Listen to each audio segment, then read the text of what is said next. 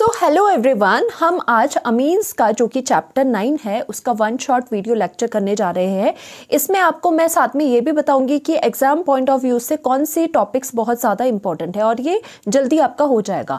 देखिए, अमीन्स जो होता है वो क्या होता है, मेनली उनका यूज़ कहाँ होता है, ये अच्छे इंटरमीडिएट्स होते हैं in the synthesis of medicine and fibres. यानी कि खासकर जो डाइजोनियम सॉल्ट आप सबसे लास्ट में टॉपिक जो पढ़ते हो वो अच्छा इंटरमीडिएट होता है और इसका use in the synthesis of medicine होता है, फाइबर्स बनाने के लिए होता है। In nature amines occur among vitamins and protein etcetera. Amines आपको इन्फॉर्म में भी देखे जा सकते हैं। सिंथेटिक जो एग्जांपल्स होते हैं अमीन्स के वो कहाँ कहाँ देखे जाते हैं, डाई स्टफ डाई करने के लिए जो यूज होता है स्टफ उसमें भी देखे जाते हैं, ड्रग्स पॉलीमर्स पे देखे जाते हैं ना। मोर इंपॉर्टेंट जो इसमें एक रहता है डाइजोनियम सॉल्ट रहता है जिसमें कि आपका नाइट्रोजन कंटेनिंग कंपाउंड ही है। ये are intermediates, these are very good intermediates in the preparation of variety of aromatic compounds including dye. ये बहुत अच्छी आपको इंटरमीडिएट की तरह एक्ट करते हैं क्योंकि उससे ये बहुत वैरायटी ऑफ डाइज वगैरह भी बनाते हैं। एरोमेटिक कंपाउंड्स बहुत अलग अलग वैरायटी के देते हैं। सो फर्स्ट ऑफ ऑल आपने पढ़ा होगा अमीन्स, तो मे बी आपने पहले ना सुना हो, अमोनिया जरूर सुना होगा। अमोनिया होता है NH3, जिसे अमोनिया गैस कहते हैं। अमोनिया NH3 होता है ना। अमीन्स क्या होगा, बेसिकली अमीन्स अमोनिया का ही डेरिवेटिव होता है। एक्चुअल में इसमें क्या होता है, अमोनिया का अगर 3 नाइट्रोजन है, तीनों को अगर बारी बारी से हम निकाल दे और उन हाइड्रोजन की जगह अगर हम एल्काइल या फिर एरोमेटिक रिंग्स लगा दे तो वो बन जाते हैं एरोमेटिक। यानी कि अमोनिया ये वाला हो जाएगा। अमीन्स आपके इस तरह के हो गए। यहाँ पे एक हाइड्रोजन को रिप्लेस करो और R लगा दो तो ये भी अमीन बन गया। 2 R ग्रुप लगाए तो ये बना 3 R ग्रुप से ये। अगर एक हाइड्रोजन की जगह हम एरोमेटिक जो बेंजीन रिंग है वो लगा दे तो ये भी आपका अमीन्स बन जाएगा। यानी कि अमीन्स डेरिवेटिव होते हैं अमोनिया के। नाउ स्ट्रक्चर ऑफ अमीन्स आपको देखना है, तो मैंने यहाँ पे कौन सा अमीन ले लिया जिसमें कि 3 आपके कार्बन यानी कि अल्काइल ग्रुप लगे हैं। तो अमोनिया आपको पता है अमीन्स क्या है, अमोनिया का डेरिवेटिव है। तो इसकी अगर हाइब्रिडाइजेशन आपको निकालनी है तो कभी भी बच्चों किसी की भी हाइब्रिडाइजेशन अगर निकालनी होती है तो आप क्या करते हो, उसका स्टेरिक नंबर निकालते हो। स्टेरिक नंबर क्या होगा, नंबर ऑफ सिग्मा बॉन्ड्स, यानी कि वो एटम कितने single bonds, only single bonds कितने बना रहे हैं, plus number of lone pair उस पे कितने हैं। तो यहाँ देखो ये जो नाइट्रोजन है अगर इसकी हाइब्रिडाइजेशन आपको चाहिए तो यहाँ पर ये सिंगल बॉन्ड 3 बना रहे हैं, साथ में यहाँ पे एक लोन पेयर है तो यहाँ 3 + 1 4 हो गया। और स्टेरिक नंबर 4 किसको रिजेंबल करता है, sp3 हाइब्रिडाइजेशन को रिजेंबल करता है। तो यहाँ पे 4 स्टेरिक नंबर इसलिए भी रिजेंबल कर रहा है क्योंकि 3 + 1 4 ये sp3 हाइब्रिडाइजेशन, इसका मतलब नाइट्रोजन जो अमीन्स में प्रेजेंट होता है उसकी भी हाइब्रिडाइजेशन sp3 होती है और अमोनिया में भी जो नाइट्रोजन होता है उसकी हाइब्रिडाइजेशन भी sp3 ही होती है। बिकॉज इसके हाइब्रिडाइजेशन sp3 है, सेंट्रल जो नाइट्रोजन है उसको मैंने इस तरह से लिख लिया। आपको पता है नाइट्रोजन के ऊपर लोन पेयर है तो हाइब्रिडाइजेशन इसका मतलब ये, अगर मैं इसको यहाँ पर ऑर्बिटल की फॉर्म में बनाऊँ तो आपको ये जो चारों चीज़ें दिख रही है ऑर्बिटल, ये क्या है, ये sp3 के हाइब्रिड ऑर्बिटल्स है। ओके, तो हम देख सकते हैं कि sp3 के जो 4 हाइब्रिड ऑर्बिटल्स बनेंगे उसमें से एक में क्या है, एक में लोन पेयर रह रहे हैं, ठीक है। और बाकी के जो 3 हुए, बाकी के 3 जो मिथाइल या फिर हाइड्रोजन कोई भी जो ग्रुप लगा होगा उसके साथ बॉन्ड बनाने में यूज हो रहे होंगे। तो इस तरह से आप स्ट्रक्चर को समझ सकते हो इसकी। और अगर कोई शेप पूछे, शेप क्या होती है, शेप हमेशा विदाउट बॉन्ड देखी जाती है। देखो विदाउट लोन पेयर देखी जाती है। अगर विदाउट लोन पेयर अगर हमने हटा दिया बच्चों तो यहाँ पे लोन पेयर हटा दो, क्या हो जाएगा, यहाँ पर इसकी शेप कैसी हो जाएगी, पिरामिड की तरह है ना, ऐसे नीचे को। तो ये शेप इसकी हमेशा पिरामिडल होती है एंड sp3 हाइब्रिडाइजेशन रहती है। तो यहाँ पर भी यही लिखा है, in amines like our example. हर अमीन्स में जरूरी नहीं यहाँ CH3 हो, कोई भी अगर एक हाइड्रोजन होता, 2 R ग्रुप होते तो भी पिरामिडल ही शेप बनती। तो यहाँ पे नाइट्रोजन की एक खास बात sp3 हाइब्रिडाइजेशन है, शेप अमीन्स की हमेशा पिरामिडल रहेगी। वही लिखा है 4 हाइब्रिड ऑर्बिटल्स है, 3 आपके ओवरलैप करेंगे हाइड्रोजन या कार्बन के एटम्स के साथ, यहाँ पे ओवरलैप करेंगे। 4th जो रहेगा उसमें अनपेयर्ड इलेक्ट्रॉन रहेंगे। तो यही बोला गया 4th हाइब्रिड ऑर्बिटल्स में क्या रहते हैं, अनशेयर्ड पेयर ऑफ इलेक्ट्रॉन रहते हैं। तो नाउ इससे इंपॉर्टेंट क्वेश्चन क्या बनता है, तो देखो बच्चों यहाँ पर क्या हो रहा है, बिकॉज ये जो नाइट्रोजन है उसकी हाइब्रिडाइजेशन sp3 है तो आपको पता है sp3 हाइब्रिडाइजेशन होगा तो उसकी जो एंगल होना चाहिए वो एंगल क्या होना चाहिए, 109.5 डिग्री होना चाहिए। नॉर्मल टेट्राहेड्रल एंगल होना चाहिए था क्योंकि sp3 हाइब्रिडाइजेशन है, बट क्या देखा गया, जो इसमें बॉन्ड एंगल आता है वो नॉर्मल टेट्राहेड्रल से कम आता है। यानी कि अगर इन दोनों के बीच का बॉन्ड देखे, इन दोनों के बीच का बॉन्ड देखे, यहाँ वाला बॉन्ड देखे, तो ये बॉन्ड्स जो इसमें एग्जिस्ट करेंगे वो टेट्राहेड्रल जो आना चाहिए था, तो टेट्राहेड्रल आना चाहिए था, उस एंगल से आपका कम एंगल आता है। और वो पूछा जाता है ऐसा क्यों हो रहा है। तो यहाँ पर जो एंगल आ रहा है बच्चों, यहाँ पर जो एंगल आ रहा है वो किसकी वजह से आ रहा है, due to the lone pair bond pair repulsion. यहाँ पर देखो, यहाँ पर आपका लोन पेयर है, इस बॉन्ड में बॉन्ड पेयर है, तो लोन पेयर और बॉन्ड पेयर में क्या हो जाएगी, रिपल्शंस हो जाएगी। ये इलेक्ट्रॉन्स और ये इलेक्ट्रॉन्स आपस में रिपेल करेंगे। तो यानी कि अगर रिपल्शंस हो रही है तो क्या हो जाएगा, नीचे को फोर्स लगेगी, नीचे को फोर्स लगेगी। सपोज अगर ये बॉन्ड था, यहाँ से भी फोर्स लग रही है, यहाँ से भी फोर्स लग रही है, अगर यहाँ और यहाँ से प्रेशर क्रिएट हो रहा है तो क्या हो जाएगा, बॉन्ड कम नहीं हो जाएगा, छोटा हो जाएगा। तो इसी वजह से आपको बोलना, ये पूछा जाता है क्यों इसमें नॉर्मल टेट्राहेड्रल से कम एंगल आता है अमीन्स में, क्योंकि due to the lone pair जो ये प्रेजेंट है, लोन पेयर और बॉन्ड पेयर पे रिपल्शंस हो जाती है, हेंस ये जो आपका एंगल होता है ये आपका कम हो जाता है than the normal tetrahedral angle. तो यही बात है, बॉन्ड एंगल इन जो अमीन्स होता है वो लेस देन होगा नॉर्मल टेट्राहेड्रल एंगल जो कि 109.5 डिग्री होता है। ऐसा क्यों होगा, this is because of the lone pair bond pair repulsion in amines which bond angle is reduced, उसकी वजह से आपका बॉन्ड एंगल रिड्यूस हो जाएगा। क्लासिफिकेशन की बात करें तो अमीन्स क्लासिफाई कर सकते हैं हम primary 1 degree 2 degree 3 degree amines के फॉर्म में, सेकेंडरी टर्शरी होता है। अब प्राइमरी 1 डिग्री होता क्या है, if one hydrogen atom of ammonia NH3 is replaced bye alkyl और अराइल ग्रुप। यानी कि क्या है, आपके पास अमोनिया है, यहाँ पर इसका मतलब ये लिखा गया है अमोनिया आपके पास NH3 है। 1 डिग्री अमीन्स कैसे बनेगा, अगर एक हाइड्रोजन हटा के हम R ग्रुप लगा दे, दो हाइड्रोजन हटा के 2 R ग्रुप लगाते, तीनों ही हाइड्रोजन की जगह 3 R ग्रुप लगा दे तो टर्शरी कहलाएगा। दैट मीन्स आपको पहचान होनी चाहिए 1 डिग्री अमीन्स हमेशा कैसे होते हैं, नाइट्रोजन के साथ डायरेक्टली अटैच्ड एक ही कार्बन होगा। इनमें 1 डिग्री 2 डिग्री 3 डिग्री देखने का तरीका डिफरेंट होता है। 2 डिग्री अमीन्स क्या होगी, नाइट्रोजन के साथ 2 R ग्रुप है, 3 डिग्री होगा नाइट्रोजन के साथ 3 R ग्रुप है। इसी तरह से सिंपल अमीन्स क्या हो सकता है, सिंपल अमीन्स क्या हो सकता है, अगर ये R जो ग्रुप है वो सेम है, जैसे मिथाइल मिथाइल है। मिक्स्ड अमीन्स क्या हो सकते हैं, अगर सपोज ये जो R ग्रुप है एक मिथाइल है एक इथाइल है, या फिर ये मिथाइल है एक इथाइल है दूसरा भी मिथाइल है, मतलब मिक्स तरह के अगर R ग्रुप है तो उनको मिक्स्ड अमीन्स कहा जाता है। ओके, तो आपका ऐसा नहीं है कि यहाँ पे R ग्रुप ही लग सकता है, यहाँ पे एरोमेटिक रिंग भी लग सकती है, यानी कि कुछ भी चीज़ें लग सकती है। तो नाइट्रोजन के साथ अगर डायरेक्टली अटैच्ड अगर 2 कार्बन्स है तो वो 2 डिग्री अमीन होगा और ये वाला 3 डिग्री यानी कि टर्शरी अमीन्स हो गए। नॉमेनक्लेचर में सबसे पहले कॉमन नेम आता है। कॉमन नेम में इसको कैसे बोलना है, अल्काइल पार्ट को पहले बोलना है और पीछे अमीन लगा देना। वैसे भी कॉमन नेम में आप कैसे बोलते हो, जो आपका ग्रुप होता है उसका पूरा नाम आप पीछे लगा देते हो, जैसे अल्कोहल में भी अल्कोहल को पीछे लिखते थे। If 2 groups are same in amines and di prefix is used tri for the same group, यानी कि अगर आपके सेम ग्रुप लगे हैं तो वो लगा दो डाई मिथाइल, 2 अगर मिथाइल ग्रुप लगे तो लगा दो डाई मिथाइल अमीन, इस तरह से आ जाता है। If group attached to the nitrogen are different, they are named alphabetically. Suppose अगर आपके पास ये है तो आपने इसका नाम क्या बोला, अल्काइल पार्ट आपका मीथ है, इथाइल अमीन आ जाएगा। बट यहाँ पे 2 आपके पास पार्ट है तो आप क्या बोलोगे, ये वाला पार्ट आपका इथाइल है, ये वाला मिथाइल है। अल्फाबेटिकली ई पहले आता है, इथाइल मिथाइल अमीन इसका कॉमन नेम हो गया। तो आईयूपीएससी में चलते ज़्यादातर आईयूपीएससी आपसे पूछे जाते हैं। आईयूपीएससी का हो गया एल्केन अमीन, एल्केन अमीन कहा जाता है। अब ये याद करना कैसे आपको इजी रहेगा, क्योंकि एल्केन का जो भी एल्केन है उसमें लास्ट में ई हटा दो और ई की जगह आपने अमीन लगा देना है। जैसे ये क्या था आपका, ये मीथेन था, मीथेन में से जो ई है उसको हटा दो और पीछे ई की जगह आप अमीन लगा दो, ठीक है, मीथेन अमीन बन जाएगा।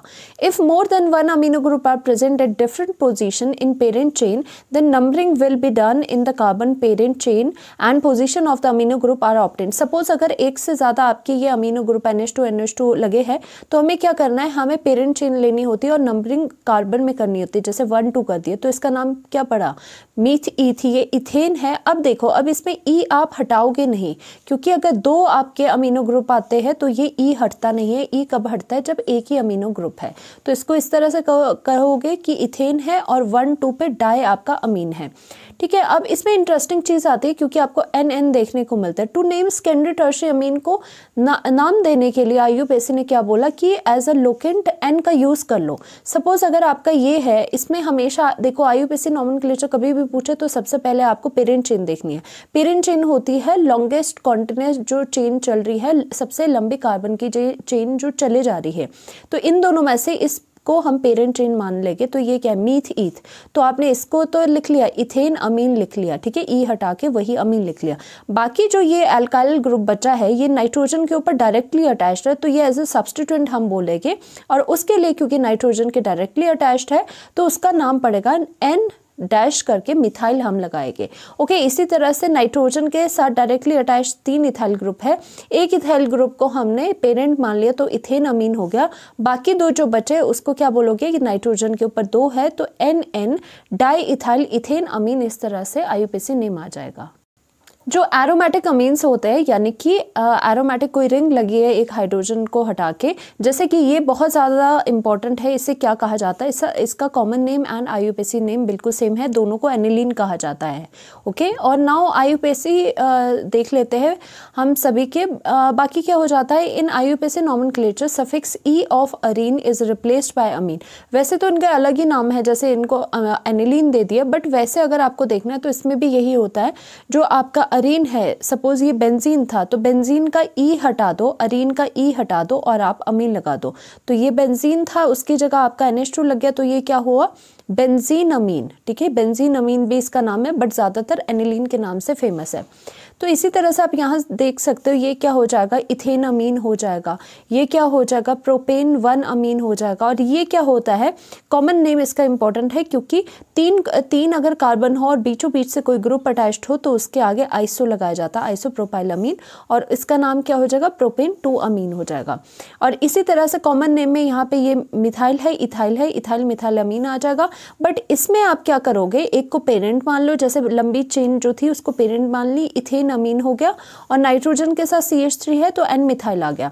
अब इसमें क्या करेंगे, देखो कॉमन नेम में क्या होता है, जब तक जरूरत नहीं है तो N का यूज नहीं करना। अगर कहीं हद तक कुछ भी आपको समझ नहीं आ रहा, अगर कोई स्कोप नहीं बचा आपको नाम बोलने का, तो फिर जाके आप N लगाते हो।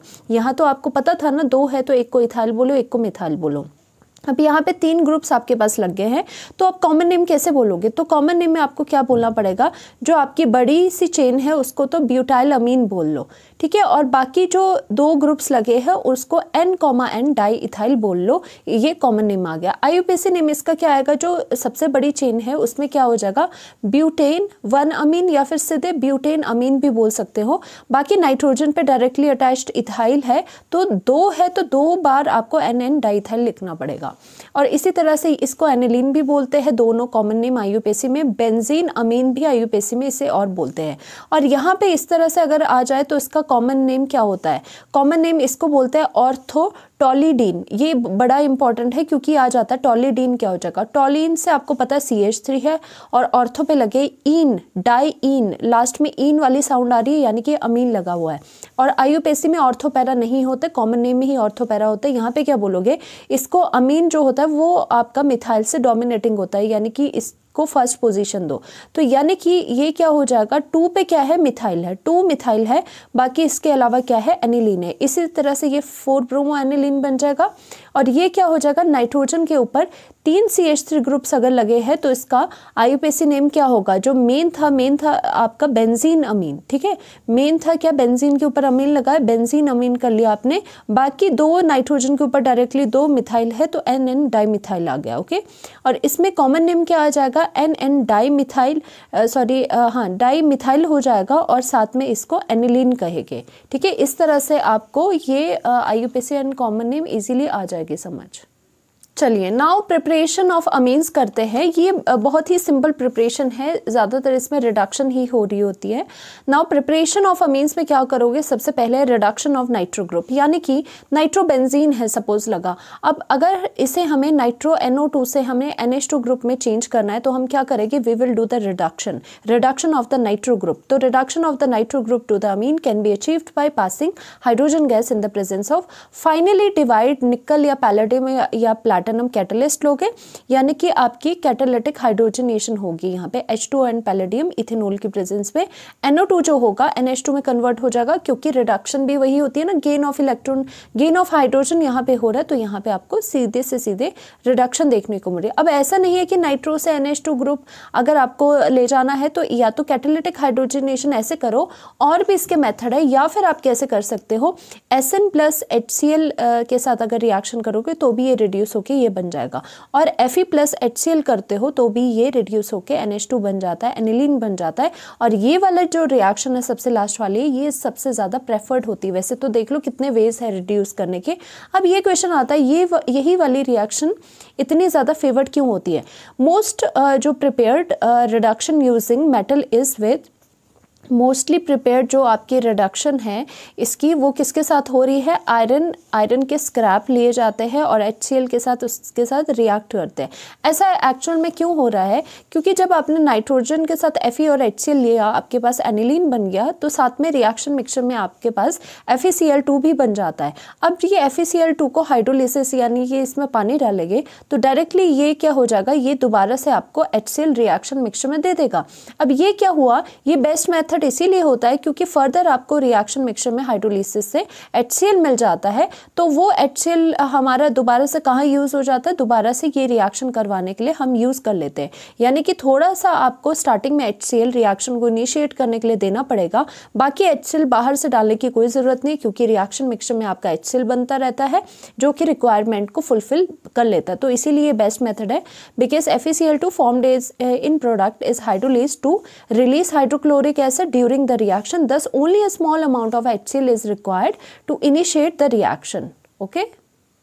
नाउ सेकेंड मेथड है अमोनोलिसिस ऑफ एल्काइल हैलाइड से हम प्रिपरेशन कर सकते हैं अमीन्स की। तो अमोनोलिसिस क्या होता है? The process of cleavage of RX bond by the ammonia, यानी कि अमोनोलिसिस यानी कि अमोनिया की हेल्प से लिसिस यानी कि बॉन्ड का तोड़ना, यानी कि जो आपका एल्काइल हैलाइड्स होते हैं उसका बॉन्ड तोड़ा जाता है जब अमोनिया आपका डाला जाएगा, और इसी की वजह से हमें क्या मिलेगा? अमीन्स भी प्रिपेयर होती है। तो यहाँ पर क्या करेंगे, जैसे यहाँ पर आपका एल्काइल हैलाइड था, एल्काइल हैलाइड में यहाँ पे अमोनिया लिया जाता है, और यही रिएक्शन आपकी अमोनोलिसिस है कि अमोनिया क्या कर रहा है, इसका बॉन्ड तोड़ रहा है। एक्चुअल में क्या होता है, X is a very good leaving group, तो ये लीव कर जाते हैं, पीछे डेफिशिएंसी छोड़ जाएंगे, तो आपका ये जो NH3 होगा, अब यहाँ पे ये कैसे एक्ट कर रहा है? As a nucleophile. न्यूक्लियोफाइल क्या होता है? जिनके पास इलेक्ट्रॉन ज़्यादा होते हैं, इलेक्ट्रॉन ज़्यादा है तो ये R को आराम से दे देगा, और R के साथ ये बॉन्ड जब नाइट्रोजन NH3 बनाएगा तो आपके पास क्या बना? RNH3, और यहाँ पर पॉजिटिव हो गया, X के ऊपर नेगेटिव हो गया। अब ऐसा क्यों हुआ? यहाँ पर नाइट्रोजन के ऊपर पॉजिटिव क्यों आया? क्योंकि नाइट्रोजन ओनली 3 बॉन्ड्स बनाता है, अगर नाइट्रोजन 4 बॉन्ड्स बना रहा है तो उस पर पॉजिटिव आ जाएगा। ना इसका नाम क्या हो गया? अमोनियम। देखो यहाँ पर ध्यान से, यहाँ पे EM लगाया जा रहा है, जब भी आपको पॉजिटिव साइन आता है तो उसमें EM लगाया जाता है, तो ये अमोनियम सॉल्ट बन गया। सॉल्ट क्यों लगाया? क्योंकि पॉजिटिव के साथ नेगेटिव भी है, तो हमने लिखा it is the substituted ammonium salt आपके पास मिल गया। अब क्या होता है, जो आपका अमोनियम सॉल्ट बनता है उसमें अगर बेस आप डालोगे तो डायरेक्टली उसकी क्या हो जाती है, डायरेक्टली वो टूट के क्या हो जाता है, यहाँ पर अमीन 1 डिग्री अमीन दे देता है। दैट मीन्स RNH2 यहाँ से निकल गया, 1 डिग्री अमीन मिल गया, और साथ में वाटर यहाँ से लॉस हो गया, वाटर का OH और हाइड्रोजन वाटर निकाल गए, और Na और जो X है वो ये बाहर निकाल गए। इसी वजह से अमोनोलिसिस से इस तरह से हमें 1 डिग्री अमीन्स मिल जाता है। और ये जो रिएक्शंस है उसमें क्या हो रहा है कि NH3 न्यूक्लियोफाइल की तरह एक्ट कर रहा है, तो ये न्यूक्लियोफिलिक बेसिकली सब्स्टिट्यूशन रिएक्शन कर रहा है। और ये जो अमोनोलिसिस की रिएक्शन है ये सील्ड ट्यूब के अंदर होती है, जिसपे कि 373 केल्विन का टेम्परेचर मेंटेन होता है। अब यहाँ पे क्या है, ammonium salt can be treated with the strong base, वही है टू प्रोड्यूस द फ्री अमीन, तो आपको यहीं पे मिलेगा। अब ये रिएक्शन क्या होती है, ये रिएक्शन आगे चलती ही रहती है। जैसे ही आपका 1 डिग्री अमीन रिएक्शन मिक्सचर में बन गया तो दोबारा से वो 1 डिग्री अमीन क्या होगा, दोबारा से RX यानी कि अल्काइल हैलाइड के जो बॉन्ड्स है उसको तोड़ने में फिर से लग जाएगा। फिर से वही क्या करेगा, अब ये 1 डिग्री जो अमीन है ये भी अब ऊपर जैसे अमोनिया एक्ट करता था न्यूक्लियोफाइल, ये भी अब क्या करेगा, एज अ न्यूक्लियोफाइल एक्ट करेगा, और ये भी यहाँ से इसके बॉन्ड को क्लीव करेगा। तो यानी कि आपको अब किस तरह से दिखाना है, हाइड्रोजन X को लेके निकल गया और R एक हाइड्रोजन की जगह लग गया, देखो R लग गया, तो ये 2 डिग्री अमीन बन गया। अब यहाँ भी नहीं रुकेगी रिएक्शन, दोबारा से दूसरे मॉलिक्यूल ऑफ द RX में क्या हो जाएगा, ये हाइड्रोजन हट जाएगा, X के साथ चला जाएगा, R फिर से यहाँ पर लग गया, 3 डिग्री अमीन बन गया। फिर से क्या होगा, लास्ट में RX के साथ रिएक्शन होगी। अब X नेगेटिव तो आपका निकल जाएगा और यहाँ पर जो इलेक्ट्रॉन्स हो गए वो कहाँ चले जाएंगे, वो किसको दे देगा, R को दे देगा। यानी कि फाइनल स्टेप में कहाँ रिएक्शन रुकेगी, जब नाइट्रोजन के ऊपर 4 R ग्रुप आ जाएंगे और साथ में X नेगेटिव आ जाएगा। बिकॉज नाइट्रोजन 4 बॉन्ड बना रहा है, आपको पता है उस पर पॉजिटिव आता है, तो यहाँ पे क्वाटरनरी अमोनियम सॉल्ट इसे कहा जाता है। तो यहाँ यानी कि आपको देखो यहाँ पे वेराइटी ऑफ क्या अमोनोलिसिस से स्टार्टिंग कहाँ से हुई थी, अमोनिया से हुई थी और वो बॉन्ड ब्रेक कर रहा था। पहले 1 डिग्री अमीन बना, फिर 1 डिग्री ने फिर अटैक किया, 2 degree 3 degree quaternary ammonium salt बन गया। तो यानी कि आपको मिक्सचर मिलता है। तो इसके एक डिसएडवांटेज भी है, ammonolysis has the disadvantage of yielding a mixture of primary secondary tertiary amines and quaternary ammonium salt. यानी कि इसकी डिसएडवांटेज ये है कि आपको मिक्सचर ऑफ अमीन्स मिलते हैं, इतने सारे मिक्सचर मिल रहे हैं। और देखो बेस्ट मेथड वही होता है जिसमें आपको एक एज अ मेजर प्रोडक्ट आपको मिले, क्योंकि उसको सेपरेट, उससे आइसोलेट करना बड़ा ही डिफिकल्ट मेथड होता है बाद में प्रोडक्ट्स को आइसोलेट करना। तो बेटर मेथड वही माना गया है जिसमें ओनली आपको एक प्रोडक्ट मिले। इसीलिए अमोनोलिसिस की आपकी इसकी डिसएडवांटेज है क्योंकि इसमें मिक्सचर ऑफ आपको अमीन्स देखने को मिलते हैं। ऑल्सो 1 डिग्री, अगर आप फिर भी चाहते हो कि इसी से हमने 1 डिग्री अमीन को फाइंड आउट करना है, ऑब्टेन करना है, also 1 degree amine can be obtained as a major product by taking excess of ammonia. अगर आपको सिर्फ यही चाहिए कि 1 डिग्री अमीन्स ही बने तो आप क्या कर सकते हो, स्टार्टिंग में ही एक्सेस ऑफ अमोनिया ले सकते हो, तो आपको 1 डिग्री अमीन ही मिलेगा। Now order of reactivity of halides की अगर बात करी जाए अमीन्स के साथ, यानी कि किसकी बात हो रही है कि यहाँ पे अल्काइल हैलाइड है और X की जगह हैलोजन की रिएक्टिविटी की बात करी जा रही है। तो ऑब्वियस सी बात है R के साथ जब आयोडीन लगा होगा वो ज़्यादा जल्दी रिएक्शन देगा। ऐसे क्यों होता है, क्योंकि जो I का जो साइज होता है वो बहुत बड़ा होता है। यानी कि इस वजह से आप ये याद रखिए, हमेशा जो कार्बन एंड I का बॉन्ड लेंथ होता है वो बहुत ही लंबा बॉन्ड लेंथ होता है, इसकी वजह से वो ईजिली बॉन्ड टूट जाता है। ठीक है, अगर ये ईजिली बॉन्ड टूटेगा तो उसके बाद कम ईजिली ये वाला टूटेगा, फिर लास्ट में ये वाला टूटेगा। ठीक है, इसीलिए रिएक्टिविटी RI की अल्काइल आयोडाइड की बहुत ज़्यादा होती है। Third method is your reduction of nitriles. Nitriles क्या होते हैं, नाइट्राइल्स बेसिकली साइनाइड्स होते हैं। साइनाइड से हमें अमीन्स कैसे मिले, साइनाइड होगा C ट्रिपल बॉन्ड N, यानी कि नाइट्राइल और साइनाइड एक ही बात होती है, उससे हमें रिडक्शन करके NH2 यानी कि अमीन्स चाहिए। तो रिडक्शन तो हो रही है, सही बात है, क्योंकि इसमें क्या होगा कि ये बॉन्ड्स ब्रेक हो गए और कार्बन को भी हाइड्रोजन मिलेगा, नाइट्रोजन को भी हाइड्रोजन मिलेगा। तो आपको पता है अगर हाइड्रोजन का गेन होता है तो रिडक्शन मानी जाती है। तो एक्चुअली इसमें होता क्या है, इसमें कैटालिटिक हाइड्रोजनेशन होती है, यानी कि कैटलिस्ट की प्रेजेंस में हाइड्रोजनेशन करवाई जाती है, या फिर आपका कोई डायरेक्टली कोई स्ट्रॉन्ग रिड्यूसिंग एजेंट ले लो जो कि डायरेक्टली आपका रिडक्शन करवाएगा। लाइक जो स्ट्रॉन्ग रिड्यूसिंग एजेंट है वो कौन सा, लिथियम एल्यूमिनियम हाइड्राइड। तो यहाँ पे जो प्रिपरेशन है मैक्सिमम में क्या हो रही है, रिडक्शन ही हो रही है, और ये बहुत सिंपल रिएक्शंस है। We will always get primary amines from this method। इस मेथड से जो रिडक्शन ऑफ नाइट्राइल्स है, अगर उसकी रिडक्शन करते हो उससे हमेशा, चाहे देख लेना, हमेशा आपको 1 डिग्री अमीन देखने को मिलता है। ऐसे क्यों होगा, क्योंकि अगर आप H2NI के साथ H2NI की रिएक्शन करोगे और साथ में क्या लेना होता है, सोडियम अमलगम लेना होता है, और आपका यहाँ पे C2H5OH इथेनॉल आपको लेना होता है। तो जब रिएक्शन होगी तो ये रिडक्शन हो जाएगी, ये सारे डबल बॉन्ड हट जाएंगे, इसको भी हाइड्रोजन दे दो, इसको भी हाइड्रोजन दे दो। यानी कि आपको सिंपली क्या करना है, अगर फिर भी आपको नहीं पता चलता, कि अगर यहाँ पर इसकी रिडक्शन आपने करवानी है तो जितने कार्बन की आपकी चेन है उतनी कार्बन की यहाँ बना दो और लास्ट में नाइट्रोजन का NH2 लगा दो। बेसिकली क्या होता है, यहाँ से 2 बॉन्ड्स आपके टूट जाते हैं, इनको भी हाइड्रोजन मिल जाता है और इनको भी हाइड्रोजन मिल जाता है। तो आपका 1 डिग्री अमीन्स हमेशा बनेगा, क्योंकि ऑलरेडी ये जो नाइट्राइल है ये टर्मिनल्स ग्रुप है, जो कि लास्ट में, जो कि साइड में रहता है, ये टर्मिनल है पहले से ही। नाउ इसकी फॉर एग्जांपल आपका CH3CH2 C triple bond and कर लिया, लिथियम एल्यूमिनियम हाइड्राइड आपने ले लिया, या तो कैटालिटिक हाइड्रोजनेशन करवाओ या फिर लिथियम एल्यूमिनियम हाइड्राइड के साथ रिएक्शन करवाओ। अब एक्चुअल में यहाँ पे क्या होगा, ऑब्वियसली ये वाले जो दो बॉन्ड है ये हट जाएंगे, इसको भी हाइड्रोजन दो, इसको भी हाइड्रोजन दो, तो आपकी यहाँ पे देखने को मिली 1 degree amines. This reaction are use to prepare the amines containing 1 carbon atom more than the starting amines. यानी कि वैसे देखा जाए तो ऐसा नहीं हो रहा है, वैसे कार्बन यहाँ पर भी 3 है, यहाँ पर भी 3 है, बट अगर ऐसा देखा जाए कि साइनाइड को अलग सोच के अगर देखा जाए कि अल्काइल ग्रुप जो लगा है उसमें कितने कार्बन है, तो ये वो बढ़ी जाते हैं। तो यानी कि आप सिंपली ये लर्न करो कि जितने कार्बन यहाँ पे होंगे उतने ही कार्बन यहाँ पे बनेंगे। तो ये थे रिडक्शन ऑफ नाइट्राइल। अब रिडक्शन ऑफ, देखा मैंने कहा था रिडक्शन ही ज्यादातर है इसमें आपकी प्रिपरेशन में। रिडक्शन ऑफ अमाइड्स में क्या करोगे, अमाइड होता है RCONH2, उसकी reduction with the help of strong reducing agent lithium aluminium hydride से करोगे, दूसरे स्टेप में वाटर लोगे। एक्चुअल में क्या हो जाता है, जो ये C डबल बॉन्ड O है, अगर इसकी ऑब्वियसली रिडक्शन हो रही है तो ये आपका CH2 में कन्वर्ट हो जाता है, यानी कि C डबल बॉन्ड O को रिडक्शन से आपने CH2 में कन्वर्ट कर लेना है, तो आपको ये अमीन मिलेगी। ओके, और अमीन भी मैक्सिमम टाइम आपको 1 डिग्री अमीन ही इससे भी मिलती है। फिफ्थ जो मेथड है for the preparation of amines वो है most important method, Gabriel phthalimide synthesis. अब यहाँ पे देखो ये वाली जो नेम रिएक्शन है ये इसके चांसेस है एग्जाम में आने के।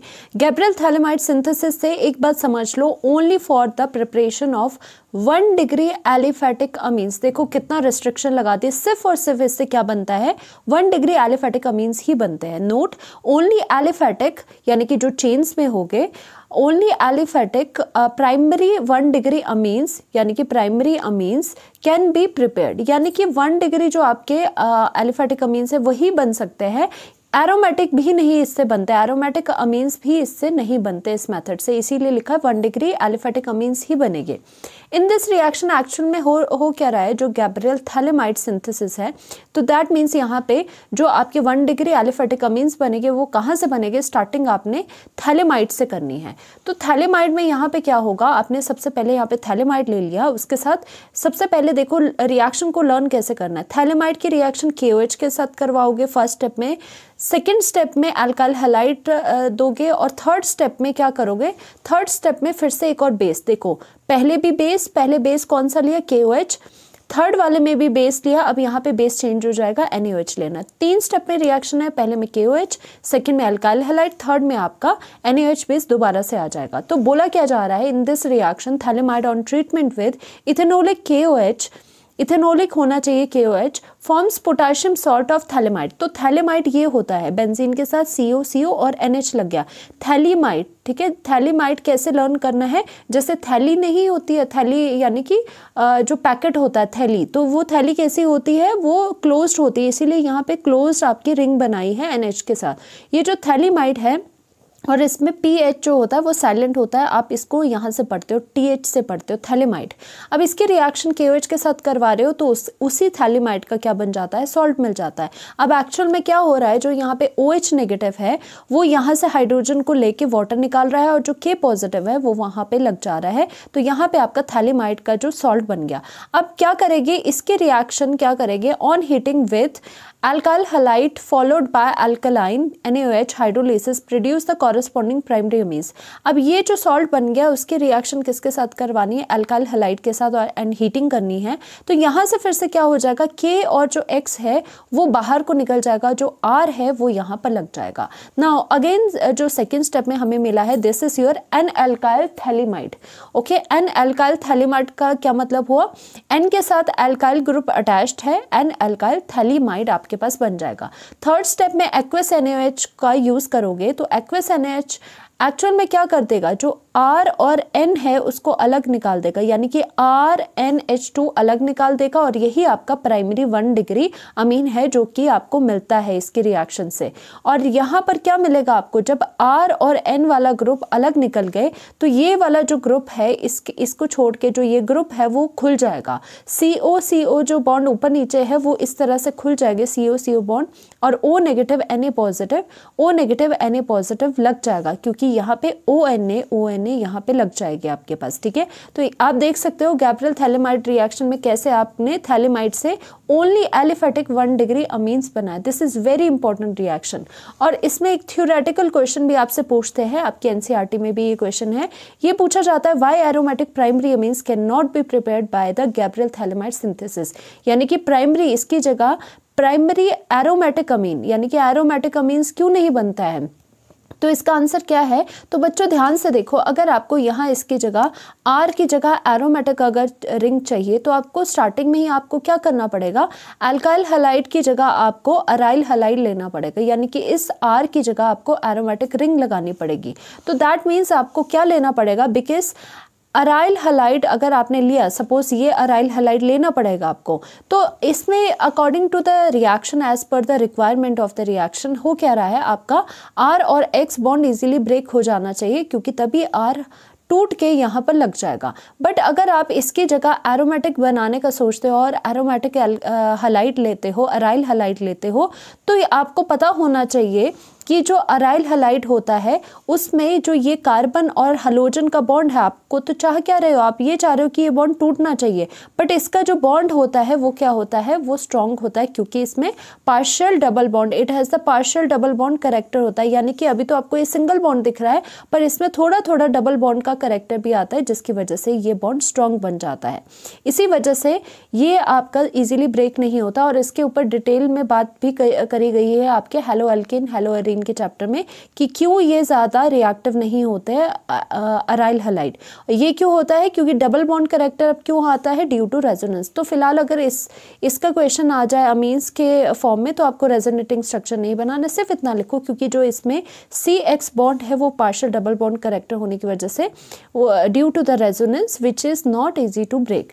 तो यहाँ पे क्या है, because aryl halide do not undergo nucleophilic substitution reaction, क्योंकि ये जो अराइल हैलाइड है वो न्यूक्लियोफिलिक सब्स्टिट्यूशन रिएक्शन नहीं जाएगा, क्योंकि ये बॉन्ड आपका टूटेगा नहीं, जैसे कि रिक्वायरमेंट यहाँ थी कि बॉन्ड टूटना चाहिए था। ओके, ये था आपका Gabriel phthalimide synthesis only for the synthesis of 1 degree aliphatic amines. This is very important reaction. जो मेथड ऑफ प्रिपरेशन है अगेन वो बहुत ज़्यादा इंपॉर्टेंट है, क्योंकि ये नेम रिएक्शन काइंड ऑफ है, ये है हॉफमैन ब्रोमेमाइड डिग्रेडेशन। तो ये भी आपको करके जाना है, वेरी वेरी इंपॉर्टेंट। एक्चुअल में क्या हो रहा है, इससे ओनली 1 डिग्री प्राइमरी अमाइड्स ही ये रिएक्शन देते हैं।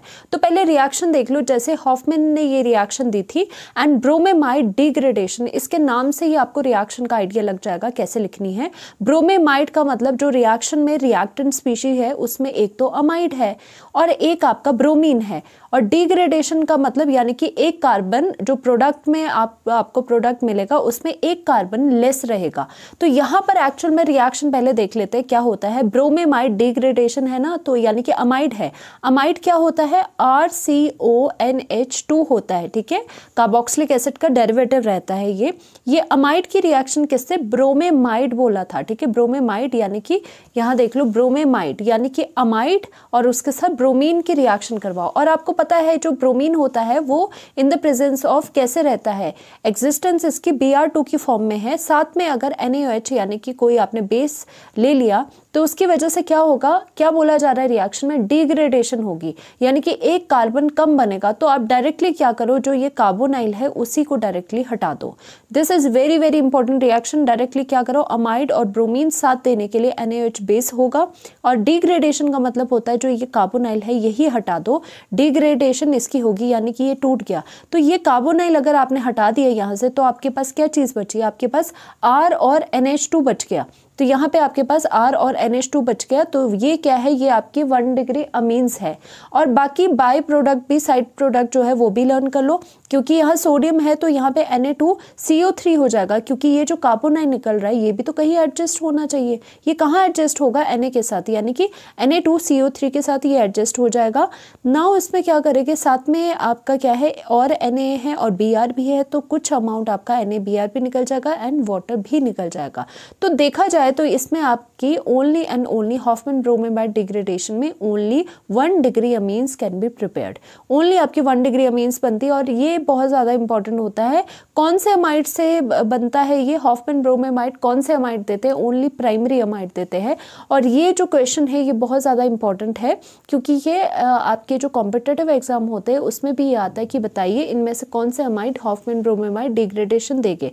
तो इसीलिए मैंने पहले ही नोट्स में ये लिख लिया है कि ओनली 1 डिग्री प्राइमरी अमाइड, यानी कि अमाइड भी कौन सा, ऐसे इस टाइप का अमाइड RCONH2। देखो बच्चे, ये जो RCONH2 है ये आपका 1 डिग्री प्राइमरी अमाइड इसको कहते हैं। ऐसे क्यों बोलते हैं, क्योंकि नाइट्रोजन के साथ ओनली एक कार्बन अटैच्ड है, इसीलिए इसका अमाइड का जो फॉर्मेट है ये 1 डिग्री प्राइमरी अमाइड है। और only and only 1 degree primary amide ही आपका हॉफमैन ब्रोमेमाइड डिग्रेडेशन देते हैं। तो दैट मीन्स कन्फ्यूजन दूर करने के लिए, दैट मीन्स इस तरह से हो गया कि आपका अगर सपोज इस नाइट्रोजन के साथ एक हाइड्रोजन हटा के कोई और एल्काइल ग्रुप अगर लगा होता, या फिर दोनों ही हाइड्रोजन की जगह आपके 2 एल्काइल ग्रुप लगे होते, तो इस तरह के अमाइड है, तो ये दोनों भी अमाइड है, पर इस तरह के अमाइड आपके कभी भी हॉफमैन ब्रोमेमाइड डिग्रेडेशन रिएक्शन नहीं देते। तो इस तरह के क्वेश्चंस भी कई बार आ जाते, तो आपको पता होना चाहिए ये वाले इस तरह के अमाइड्स रिएक्शन नहीं देते, ओनली इस काइंड ऑफ यानी कि 1 डिग्री प्राइमरी अमाइड ही रिएक्शन ये वाली देंगे। तो in this method 1 degree amines आपने देखा, अगर 1 डिग्री प्राइमरी अमाइड ले रहे हो तो ऑब्वियस सी बात है आपको 1 डिग्री अमीन ही देखने को मिलेगा by treatment of the primary amide with the bromine in the aqueous और the ethanolic solution of the sodium hydroxide का आपने इथेनोलिक सॉल्यूशन ले लिया। और सबसे इंपॉर्टेंट बात इसकी ये होती है कि इसमें जो प्रोडक्ट मिलता है उसमें एक कार्बन लेस का प्रोडक्ट मिलता है, यानी कि अमाइड के रिस्पेक्टिवली अगर देखो अमीन्स कैसा बना, इसमें जो कार्बन्स हो गए उसका एक लेस कार्बन यहाँ पे बनेगा, क्योंकि नाम में ही सब कुछ चीजें छुपी है। नाम ही आपका बोल रहा है ब्रोमेमाइड डिग्रेडेशन, यानी कि डिग्रेड करो, तोड़ो, यानी कि कार्बोनाइल हट जाएगा यहाँ से, इसी वजह से आपको एक कार्बन नंबर लेस का आपको अमीन देखने को यहाँ पर मिला। तो इसी तरह से सपोज ये रिएक्शन भी आ सकती है, देखो यहाँ पे CH3CH2 CONH2 है, तो यहाँ पर क्या हो रहा है एक्चुअल में Br2 और NaOH है। कई बार इस तरह से आ जाती है कंप्लीट द रिएक्शन, तो आपको पता होना चाहिए अमाइड और ब्रोमीन अगर साथ में है तो रिएक्शन कौन सी होगी, हॉफमैन ब्रोमेमाइड डिग्रेडेशन। और डिग्रेडेशन में एक्चुअल में क्या होता है, ये जो कार्बोनाइल है ये हट जाता है और ये वाले दोनों ज्वाइन होके 1 डिग्री अमीन्स आपको दे देते हैं, और साइड प्रोडक्ट Na2CO3 NaBr और साथ में वाटर मिलता है। Again this is very very important reaction, ये सेकेंड रिएक्शन है जो बहुत ज़्यादा इंपॉर्टेंट है, ये तो करके आपको जाना ही है। फिजिकल प्रॉपर्टीज ऑफ जो अमीन्स होते हैं कुछ इस तरह से है। लोअर अमीन्स जो एलिफेटिक अमीन्स है, यानी कि एरोमेटिक नहीं है, एलिफेटिक अमीन्स है, वो यूजुअली गैसेस होती है और उनकी फिशी स्मेल होती है, ओडर उनकी फिशी होती है। और यहाँ पर लोअर जो प्राइमरी अमीन्स है, खासकर लोअर कौन से 1 डिग्री अमीन्स है जो लिक्विड होते हैं और हाई 1 आपके सॉलिड होते हैं। और एनिलीन और जो एरोमेटिक अमीन्स है, अराइल अमीन है, आर यूजुअली कलरलेस होते हैं but coloured on storage due to aromatic atmospheric oxidation. जो एनिलीन होती है वैसे तो आपकी कलरलेस होती है, अगर ज़्यादा टाइम तक उससे किसकी एटमॉस्फेयर की प्रेजेंस पे, ऑक्सीजन की प्रेजेंस पे, जो एटमॉस्फेरिक ऑक्सीजन है उसमें रखा जाए, स्टोर करके रखा जाए, तो बाय द टाइम वो कलर चेंज कर देती है। ठीक है, तो यहाँ पर इंपॉर्टेंट चीज़ जो फिजिकल प्रॉपर्टी में आती है वो क्वेश्चन आता है सॉल्युबिलिटी का या फिर बॉइलिंग पॉइंट का। तो सॉल्युबिलिटी बहुत ज़्यादा इंपॉर्टेंट है आपकी। यहाँ पर क्या होता है, लोअर एलिफेटिक जो अमीन्स होते हैं वो सॉल्युबल हो गए इन वाटर में, because they can form hydrogen bond with the water molecule. जो लोअर एलिफेटिक अमीन्स होते हैं, लोअर यानी कि जिसमें कार्बन एटम कम है, तो उसमें क्या होता है वो ज़्यादातर सॉल्युबल होते हैं वाटर में, क्योंकि वो क्या करते हैं हाइड्रोजन बॉन्ड इजीली बना देते हैं वाटर के साथ। इनके बोलने का क्या मतलब है कि सपोज अगर आपके पास कोई अमीन है जो कि लोअर एलिफेटिक अमीन CH3CH2 है और यहाँ पे NH2 लगा हुआ है, और सपोज एक हमारे पास ये है CH3CH2 CH2 CH2 NH2, ठीक है, यानी कि और भी बहुत लंबी चौड़ी चेन है यहाँ पर अमीन की। ये देखो कितनी लंबी चेन है और यहाँ पे क्या है, ये इतनी सी छोटी चेन है। तो क्या बोला जा रहा है, जो लोअर एलिफेटिक अमीन्स होते हैं वो यहाँ पे मोर सॉल्युबल होते हैं, वो मोर सॉल्युबल इन वाटर होते हैं देन द बिगर वंस। ऐसा क्यों होता है आपको पता है, ये वाला जो हाइड्रोकार्बन जो चेन होती है वो क्या होती है, वो नॉन पोलर होती है, उसमें पोलैरिटी तो होती नहीं है, कार्बन है क्योंकि नॉन पोलर होती है। और ये वाला जो एंड है, क्योंकि नाइट्रोजन इसमें मोर इलेक्ट्रोनेगेटिव है, ये कौन सा एंड होता है, पोलर। तो ये वाला जो एंड होता है, यही एंड वाटर के साथ क्या करता है, बॉन्ड बनाता है। तो अगर आपका ये वाला नॉन पोलर वाला एंड छोटा है तो कोई बात नहीं, वो वाटर में सॉल्युबल हो जाएगा। अगर आपका नॉन पोलर एंड ही इतना बड़ा है और पोलर एंड इतना छोटा सा है तो बेचारा क्या वाटर के साथ ये हाइड्रोजन बॉन्डिंग बनाएगा। इसको तो यही क्राउडिंग करवा रहे होंगे नॉन पोलर वाले। इसीलिए कहा जाता है जो हायर वाले होते हैं वो कम सॉल्युबल होते हैं in water. Now, higher amines are less soluble in water as the size of hydrophobic alkyl part increases, so less hydrogen bonding with the water molecule. Hydrophobic वही बात हो गई, जो आपका ये वाला ग्रुप है बच्चों वो नॉन पोलर है। अगर ये नॉन पोलर है तो ऑब्वियसली ये क्या हो जाएगा, वाटर से दूर भागेगा, क्योंकि ये पोलर है। पोलर आपस में अट्रैक्ट करते हैं, तो ये क्या हो जाएगा, ये नॉन पोलर हो जाएगा, ये दूर भागेगा, यानी कि ये हाइड्रोफोबिक पार्ट होगा। तो इसी वजह से ये लेस सॉल्युबल होते हैं इन वाटर। अब इसमें इंपॉर्टेंट चीज़ आती है which is more soluble in water, amines या फिर अल्कोहल। देखो कोई भी अमीन आपको दे सकते हैं, कोई भी अमीन का कंपाउंड दे दे के एक अल्कोहल दे दे के अब बताइए कि कौन सा ज़्यादा सॉल्युबल होगा। अब आप देखेंगे सॉल्युबिलिटी, जब भी आपने वाटर में सॉल्युबिलिटी देखनी है किसी भी चीज़ की, आप देखते हो कि कौन उसके साथ अच्छा हाइड्रोजन बॉन्ड बना रहा है। बट मैं आपकी इंफॉर्मेशन के लिए बता दूँ, अमीन्स भी हाइड्रोजन बॉन्ड बनाते हैं वाटर के साथ और अल्कोहल भी हाइड्रोजन बॉन्ड बनाते हैं, पर कौन सा ज़्यादा स्ट्रॉन्ग बॉन्ड बनाएगा।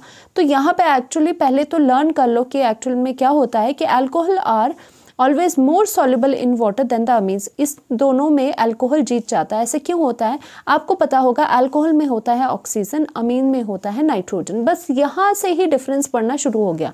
आपको पता है इलेक्ट्रोनेगेटिविटी ऑक्सीजन की ज़्यादा होती है देन द नाइट्रोजन।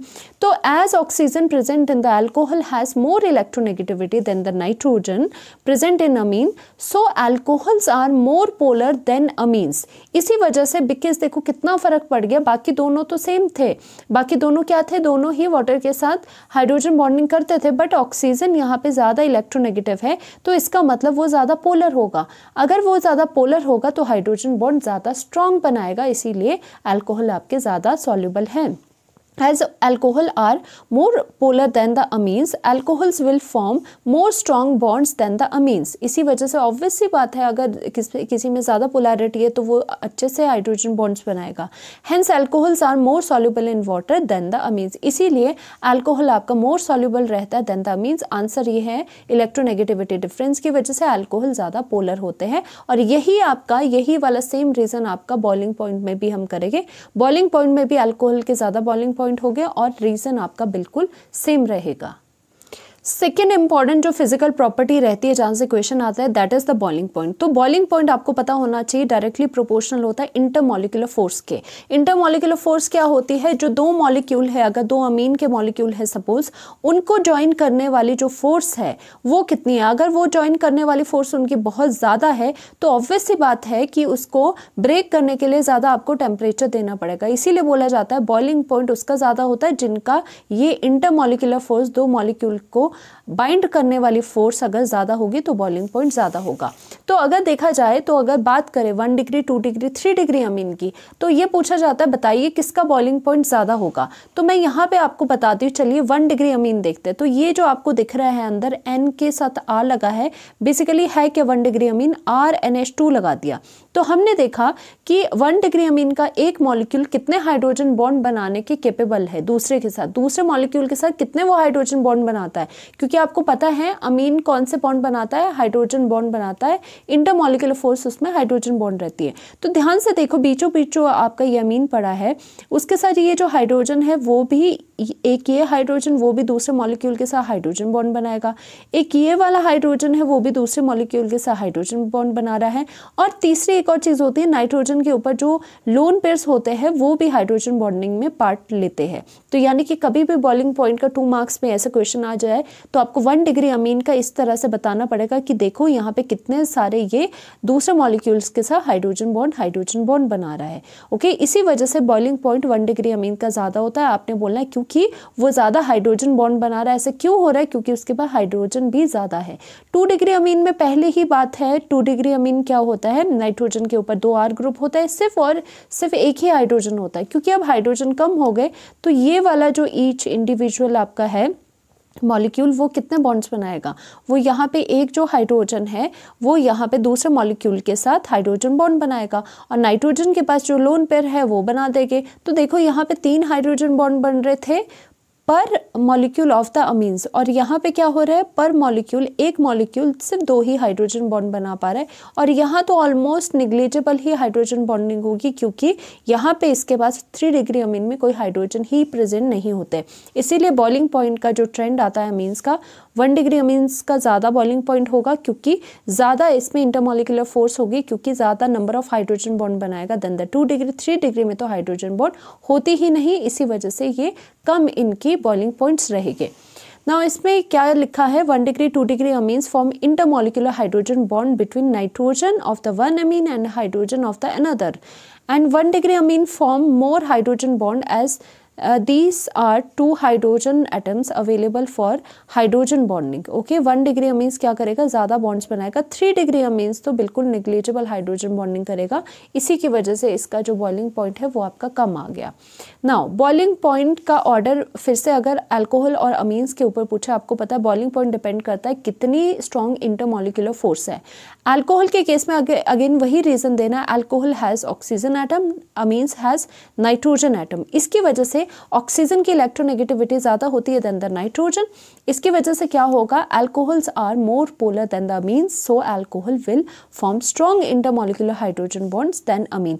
इसी वजह से अल्कोहल का बॉइलिंग पॉइंट ज़्यादा देन द अमीन। अब ऐसा नहीं है कि अल्कोहल पूछेंगे, आपको कोई भी अल्कोहल का कोई भी रैंडम आपको मॉलिक्यूल का नाम देंगे और अमीन का भी कोई रैंडम मॉलिक्यूल का नाम देंगे, तो उनको कंपेयर करना होगा। तो आपको अभी यहाँ से ये चीज़ें पता चल चुकी है, इसीलिए बॉइलिंग पॉइंट इनका ये लर्न कर लो, ये बहुत इंपॉर्टेंट है। और बॉइलिंग पॉइंट इस चीज़ का।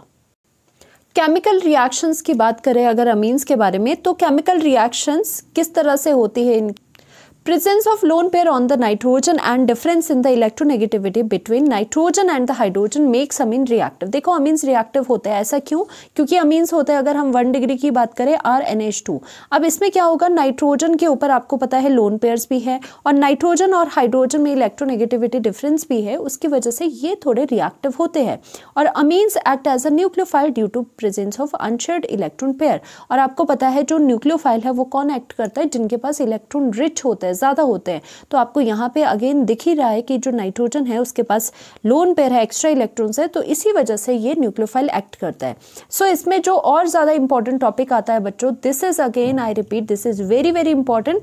जो बेसिक कैरेक्टर ऑफ अमीन्स है वो बहुत ज़्यादा इंपॉर्टेंट है। सिमिलरली जो अल्कोहल वाला चैप्टर है उसमें भी अल्कोहल एंड फिनोल का जो एसिडिक कैरेक्टर है वो बिल्कुल मत छोड़ना, वो भी बहुत ज़्यादा इंपॉर्टेंट है।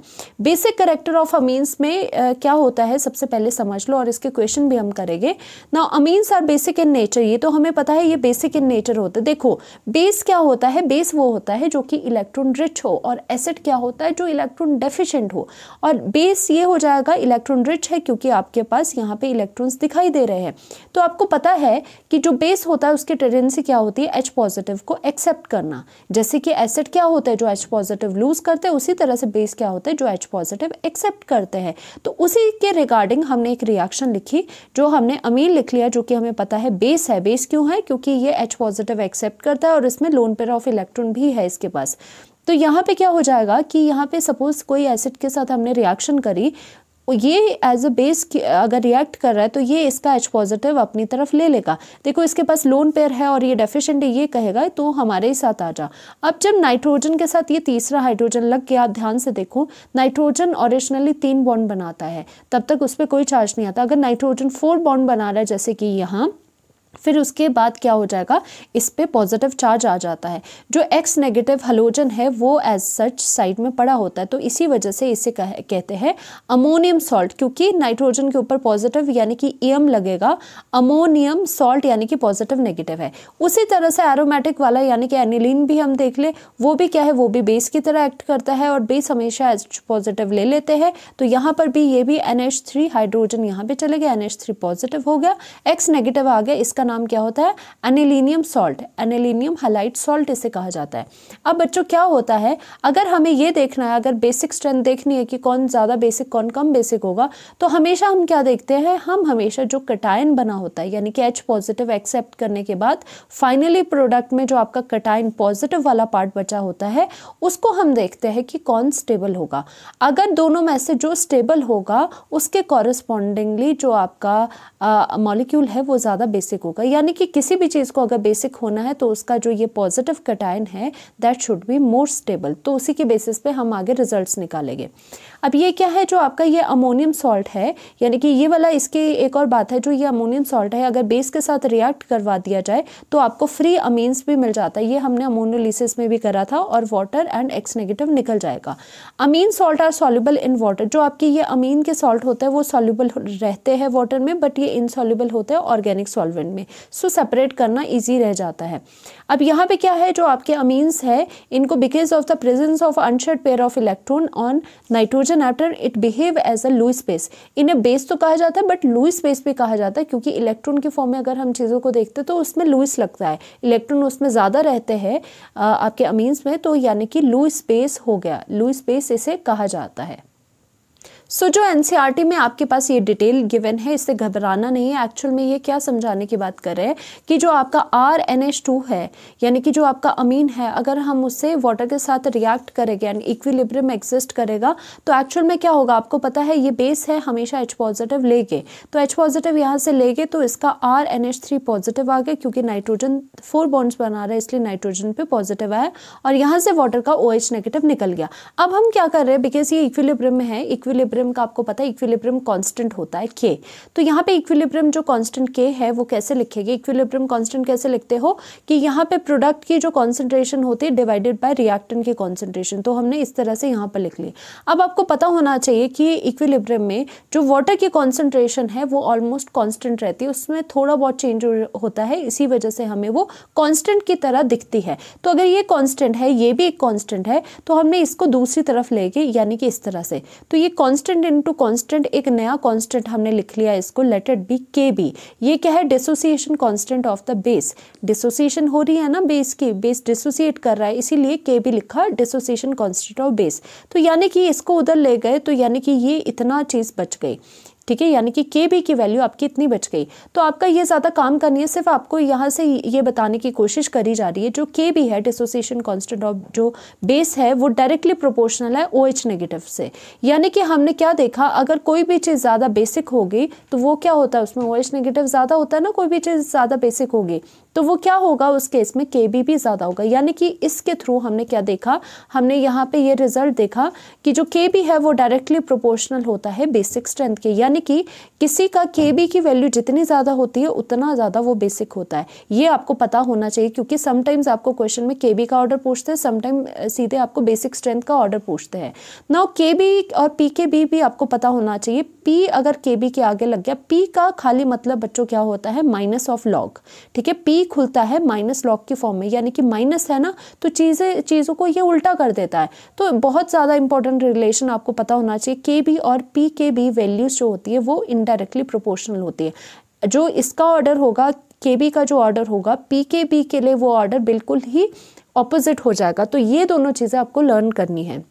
ना बेसिक स्ट्रेंथ के ऊपर, बेसिक नेचर के ऊपर फिर से आते हैं। अब यहाँ पे हम कंपैरिजन क्या कर रहे हैं, एल्केन अमीन वर्सेस अमोनिया, यानी कि अमोनिया वर्सेस जो आपका लीनियर जो एलिफेटिक आपके अमीन्स है उनका बेसिक स्ट्रेंथ आप देख रहे हो कि किसका बेसिक स्ट्रेंथ ज़्यादा होगा। तो अगर आपको बेसिक स्ट्रेंथ देखना है अगेन, तो आप क्या करते हो, जैसे मैंने पहले आपको बताया कि आप जो भी आपको देखना है, जैसे यहाँ पे अल्काइल अमीन आपने एक ले लिया, यहाँ पे अमोनिया ले लिया, तो दोनों में क्या करो, दोनों क्योंकि बेस तो होते ही है तो दोनों में H पॉजिटिव दे दो। तो H पॉजिटिव देने के बाद जो यहाँ पे पॉजिटिव स्पीशी बनेगी, क्योंकि यहाँ पे पॉजिटिव क्यों बनेगा, नाइट्रोजन के साथ हाइड्रोजन लग गया, 4 बॉन्ड बना रहे हैं तो नाइट्रोजन पे पॉजिटिव आ गया। अब हम क्या देखते हैं, किसी भी बेस को स्ट्रॉन्ग या फिर उसकी स्ट्रेंथ देखने के लिए अच्छा कोई बेस कौन सा होता है, अगर उसका जो पॉजिटिव आयन जो हमारा बन रहा है प्रोडक्ट में वो स्टेबल होना चाहिए।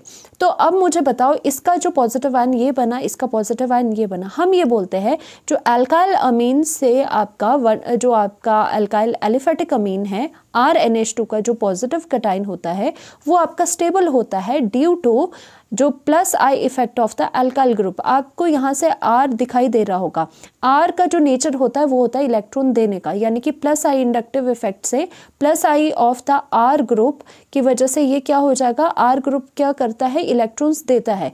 तो ऑब्वियसली नाइट्रोजन के ऊपर क्या है बच्चों, पॉजिटिव है, डेफिशिएंसी है, मतलब इलेक्ट्रॉन की नीड है, और R उसको इलेक्ट्रॉन्स दे रहा है। तो इसके इसकी वजह से क्या हो जाएगा, ये मोर स्टेबल हो जाएगा। ऑन द अदर हैंड इस वाले कटायन में कहीं पर भी इलेक्ट्रॉन देने वाला कोई ग्रुप नहीं है, बेचारे इस डेफिशिएंसी को ख़त्म करने वाले का नहीं है, तो इसी वजह से ये लेस स्टेबल हो जाएगा।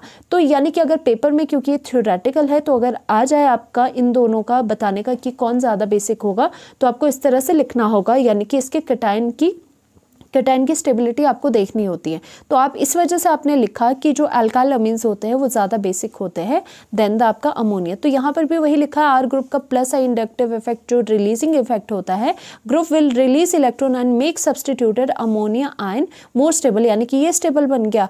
Whose cation is more stable that is more basic in nature. Again यहाँ पे ये बोल रहे जिसका कटायन यानी कि पॉजिटिव वाला ज़्यादा स्टेबल होता है, उसका कॉरेस्पॉन्डिंग जो आपका अमीन होता है वो ज़्यादा बेसिक होता है in nature. In other words, R group will release electron to the nitrogen of the alkyl amine, hence increasing the number of electron. क्योंकि अल्काइल ग्रुप इलेक्ट्रॉन्स दे रहे हैं, नंबर ऑफ इलेक्ट्रॉन बढ़ रहे हैं, तो it is available to donate by nitrogen to H positive, hence alkyl amines are more basic than NH3। वैसे जो थ्योरेटिकल एग्जाम में आता है उसमें आपको इसी तरह से बना के बताना है कि ये आपका ज़्यादा हो जाएगा, ठीक है। अब वैसे भी अगर आपको इसके थ्रू नहीं भी बताना, वैसे भी आपको ये पता होना चाहिए, अगर ये आर ग्रुप है, आर ग्रुप क्या है, इलेक्ट्रॉन्स रिलीज कर रहा है। अगर आर ग्रुप इलेक्ट्रॉन इसमें ज़्यादा इसको बढ़ा रहा है, इसकी डेंसिटी को, तो डेंसिटी को अगर इलेक्ट्रॉन डेंसिटी अगर बढ़ जाती है तो बेसिक करैक्टर वैसे भी बढ़ जाता है। तो यहाँ से भी आप डायरेक्टली देख सकते हो। तो यानी कि लर्न क्या करना है, लर्न ये करना है और अपने बेसिक नेचर का ये करना है। RNH2 यानी कि अल्काइल अमीन हमेशा ज़्यादा बेसिक हो गए देन द अमोनिया। जो बेसिक स्ट्रेंथ का जो आपको ट्रेंड लर्न करना है वो ये है, this is very very important, क्योंकि इससे क्वेश्चन आ जाते हैं।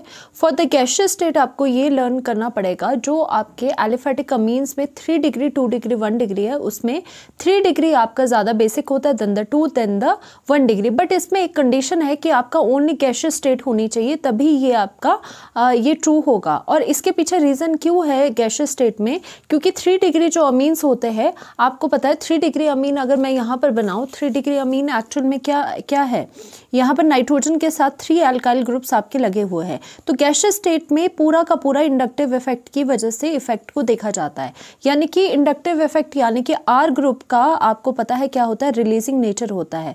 तो अगर ये रिलीज कर रहे हैं तो that means electron density nitrogen के ऊपर बहुत ज़्यादा ये बढ़ा रहे हैं। तो बेसिक नेचर तो हमेशा ऐसे ही देखा जाता है कि नाइट्रोजन के ऊपर कितनी इलेक्ट्रॉन डेंसिटी आपके पास हो रही है, क्योंकि तभी तो वो H पॉजिटिव को दे पाएगा इलेक्ट्रॉन्स। तो यानी कि बेसिक स्ट्रेंथ में आपको क्या देखना होता है, ये नाइट्रोजन के ऊपर कितनी डेंसिटी है। तो इंडक्टिव इफेक्ट लगता है, तो इसी वजह से 3 डिग्री अमीन ज़्यादा आपके बेसिक होते हैं। तो आपको ये याद रखना है, this is important. Gaseous state में 3 डिग्री अमीन ज़्यादा बेसिक है देन द 2 देन द 1, और रीज़न है इंडक्टिव इफेक्ट का अकाउंट देना है। Now for the aqueous medium, अगर कोई एक्वस मीडियम आ जाए, पहले तो रिजल्ट याद रख लो, क्योंकि रिजल्ट इज मोर इंपॉर्टेंट, क्योंकि जो इसकी एक्सप्लेनेशन है वो क्या है, वो थोड़ी घुमा फिरा के दी गई है, क्योंकि 3 फैक्टर आ जाते हैं, उनका कंक्लूजन करके ही ये आपका बनाया गया है रिजल्ट। एक्वस मीडियम में आपको याद रखना है कि अगर आर ग्रुप नाइट्रोजन के साथ लगा हुआ आर ग्रुप अगर मिथाइल है, तो बेसिक स्ट्रेंथ किसकी ज़्यादा होगी, 2 डिग्री अमीन, 1 डिग्री अमीन, सबसे लास्ट में 3 डिग्री अमीन। अगर अल्काइल ग्रुप आपका इथाइल है तो उसमें क्या आता है, 2 डिग्री ज़्यादा basic than the 3 than the 1। देखो 2 तो दोनों में है ही, 2 डिग्री तो दोनों में है ही। अब ये बिकॉज ये छोटा है तो पहले 1 डिग्री आएगा, ये बड़ा है तो उसमें पहले मतलब बीच में क्या आएगा, 3 डिग्री आ जाएगा। तो ये आपको बहुत अच्छे से रिजल्ट लर्न करने हैं दोनों की। अब ये भी एक और बात ध्यान से सुन लो, क्योंकि जब आप क्वेश्चन करोगे तो आपको ये दिक्कत आएगी कि सम क्वेश्चंस में आपको स्टेट नहीं गिवन होती। गैसियस स्टेट अगर बोला है तो आप इंडक्टिव इफेक्ट को देख के डायरेक्टली ये रिजल्ट लगाओगे और एक्वस में ये लगाओगे। अगर कभी भी आपको कोई स्टेट मेंशन नहीं है बच्चों, तो हमेशा आप यही रिजल्ट लगाओगे, यानी कि मिथाइल और इथाइल के यही वाले रिजल्ट को फॉलो करेंगे। ये बात बिल्कुल अच्छे से ध्यान रख लो। अगर कोई भी मीडियम नहीं गिवन है तो आप रिजल्ट ये वाले नहीं लगाओगे, आप रिजल्ट ये दोनों वाले ही लगाओगे। फॉर गैसियस मीडियम मैंने आपको बता दी इंडक्टिव इफेक्ट की वजह से ये आया। अब देखो वैसे तो रिजल्ट मोर इंपॉर्टेंट है, क्योंकि क्वेश्चन यहीं से आता है, बट इसके पीछे की एक्सप्लेनेशन क्या है वो भी मैं एक बार आपको शॉर्ट में बता देती हूँ। ये वैसे ये रिजल्ट्स दोनों कहाँ से आए, ये रिजल्ट 3 फैक्टर के ऊपर डिपेंड करके उनको मिला जुला के फिर फाइनली उन्होंने ये वाला देखा। ये एक्वस जो मीडियम में है वो 3 फैक्टर होते हैं जो डिसाइड करते हैं, जो आपने लर्न करना है।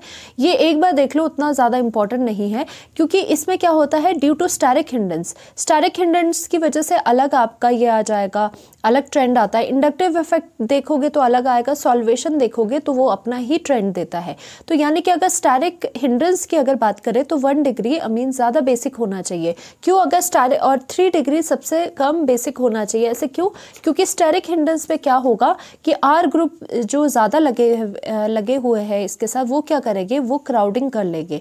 तो अगर वो क्राउडिंग करेंगे तो ये जो नाइट्रोजन के ऊपर इलेक्ट्रॉन्स है वो H पॉजिटिव को नहीं देके उसमें दिक्कत आ जाएगी। ठीक है, इसकी वजह से तो ट्रेंड आपका ये आना चाहिए था, 3 डिग्री कम होना चाहिए था। इंडक्टिव इफेक्ट की वजह से 3 डिग्री ज़्यादा होना चाहिए था, क्योंकि 3 अल्काइल ग्रुप ज़्यादा इलेक्ट्रॉन डोनेट कर रहे हैं। एक और इफेक्ट आता है सॉल्वेशन इफेक्ट। सॉल्वेशन इफेक्ट क्या होता है? सॉल्वेशन इफेक्ट होता है कितनी वाटर के साथ जब अमीन अगर रिएक्ट करेगा तो वो कितनी हाइड्रेशन एनर्जी को बाहर निकालेगा, यानी कि बॉन्ड बनाने पे कितनी एनर्जी बाहर निकलेगी। तो 1 डिग्री के केस में वो एनर्जी, सॉल्वेशन एनर्जी ज़्यादा निकल रही थी। ठीक है, इसमें क्या हो रहा था, जो अब इसका आप कैटायन बनाते हो उसमें 1 डिग्री कैटायन ज़्यादा स्टेबलाइज बन रहा था, क्योंकि सॉल्वेशन यानी कि हाइड्रोजन बॉन्ड वाटर के साथ ज़्यादा बन रहे थे 1 डिग्री के केस में। याद करो, 1 डिग्री के केस में ज़्यादा हाइड्रोजन बॉन्ड बने थे तो ज़्यादा एनर्जी निकलेगी, क्योंकि जितने ज़्यादा बॉन्ड बन रहे हैं हाइड्रोजन बॉन्ड उतनी ज़्यादा एनर्जी निकल रही है। तो यानी कि मिला जुला के ये 3 जो फैक्टर थे इन्होंने अपने अपने ट्रेंड दे दिए। इन तीनों को मिला जुला के आपका फाइनल आंसर उन्होंने एक्वस के लिए ये बनाया। तो यानी कि ये चीज़ें ज़्यादा इंपॉर्टेंट नहीं होती लर्न करनी, सिर्फ आपको पता होना चाहिए 3 फैक्टर्स ने ये बताया था, एक्वस मीडियम में बेसिक स्ट्रेंथ का ऑर्डर दिया था। बट सबसे ज़्यादा इंपॉर्टेंट ये है गैसियस स्टेट, एक्वस स्टेट, अगर कोई स्टेट नहीं दी तो भी आप यही वाली चीज़ फॉलो करोगे।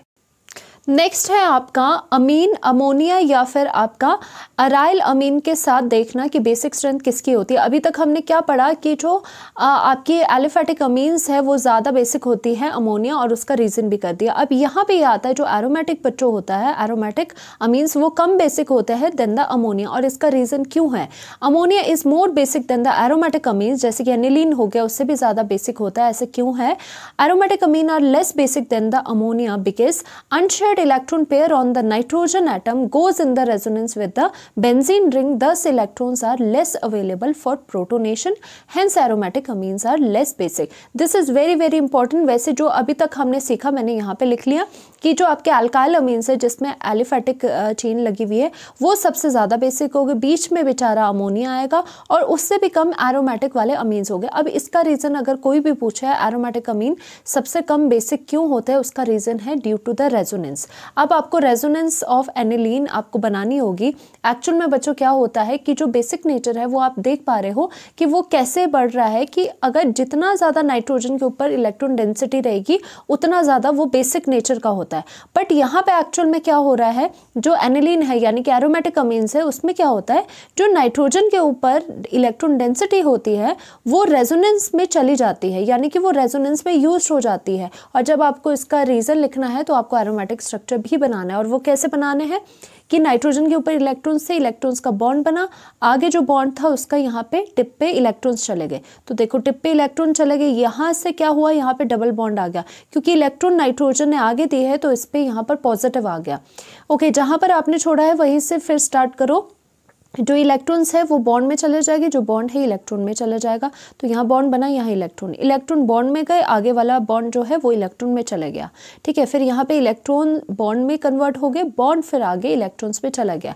तो यानी कि आप क्या रीज़न देते हो कि आप देखोगे जो बेसिक नेचर होता है वो डिसाइड होता है कि नाइट्रोजन के ऊपर कितनी इलेक्ट्रॉन डेंसिटी है। बट हम बोलेंगे in the case of aromatic amines या फिर एनिलीन, जो नाइट्रोजन के ऊपर इलेक्ट्रॉन डेंसिटी है वो रेजोनेंस में जाती है विद द बेंजीन रिंग। इसकी वजह से जब नाइट्रोजन के पास इलेक्ट्रॉन डेंसिटी ही नहीं अवेलेबल तो उसकी वजह से वो बेसिक भी आपका कम हो जाता है। ऑन द अदर हैंड, या तो वैसे ये सबसे बेस्ट एक्सप्लेनेशन है, दूसरी तरह से भी देख लो जो हम कटायन की स्टेबिलिटी से भी देखते हैं। सपोज इसका कटायन हमने बनाना H पॉजिटिव के साथ रिएक्ट करके इसका कटायन बना दिया, तो इसकी स्टेबिलिटी अगर हम देखें तो इसकी ये उतना स्टेबल नहीं होता, क्योंकि इसके सिर्फ 2 ही रेजोनेटिंग स्ट्रक्चर बनते हैं, वो भी कैल्कुलस स्ट्रक्चर बनते हैं। यानी कि एक बार बॉन्ड ऐसे ऐसे ऐसे लगा दो ऑल्टरनेट, एक बार बॉन्ड को ऐसे ऐसे ऑल्टरनेट लगा दो, तो यानी कि इसका कैटायन भी उतना ज़्यादा स्टेबल नहीं बनता। दूसरा रीज़न जो आपका ये है वो नाइट्रोजन के ऊपर इलेक्ट्रॉन डेंसिटी को कम कर रहा है, रेजोनेंस में ले जा रहा है, इसी वजह से ये आपके कम बेसिक होते हैं। तो यानी कि आपको ये वाली चीज़ लर्न करनी है और ये रेजोनेटिंग स्ट्रक्चर भी आ जाता है बनाने को। नाउ फॉर द सब्सटीट्यूटेड एनिलीन्स, यानी कि एरोमेटिक में जब अगर सब्सटीट्यूएंट कोई प्रेजेंट हो तो उसका बेसिक नेचर कैसे होगा।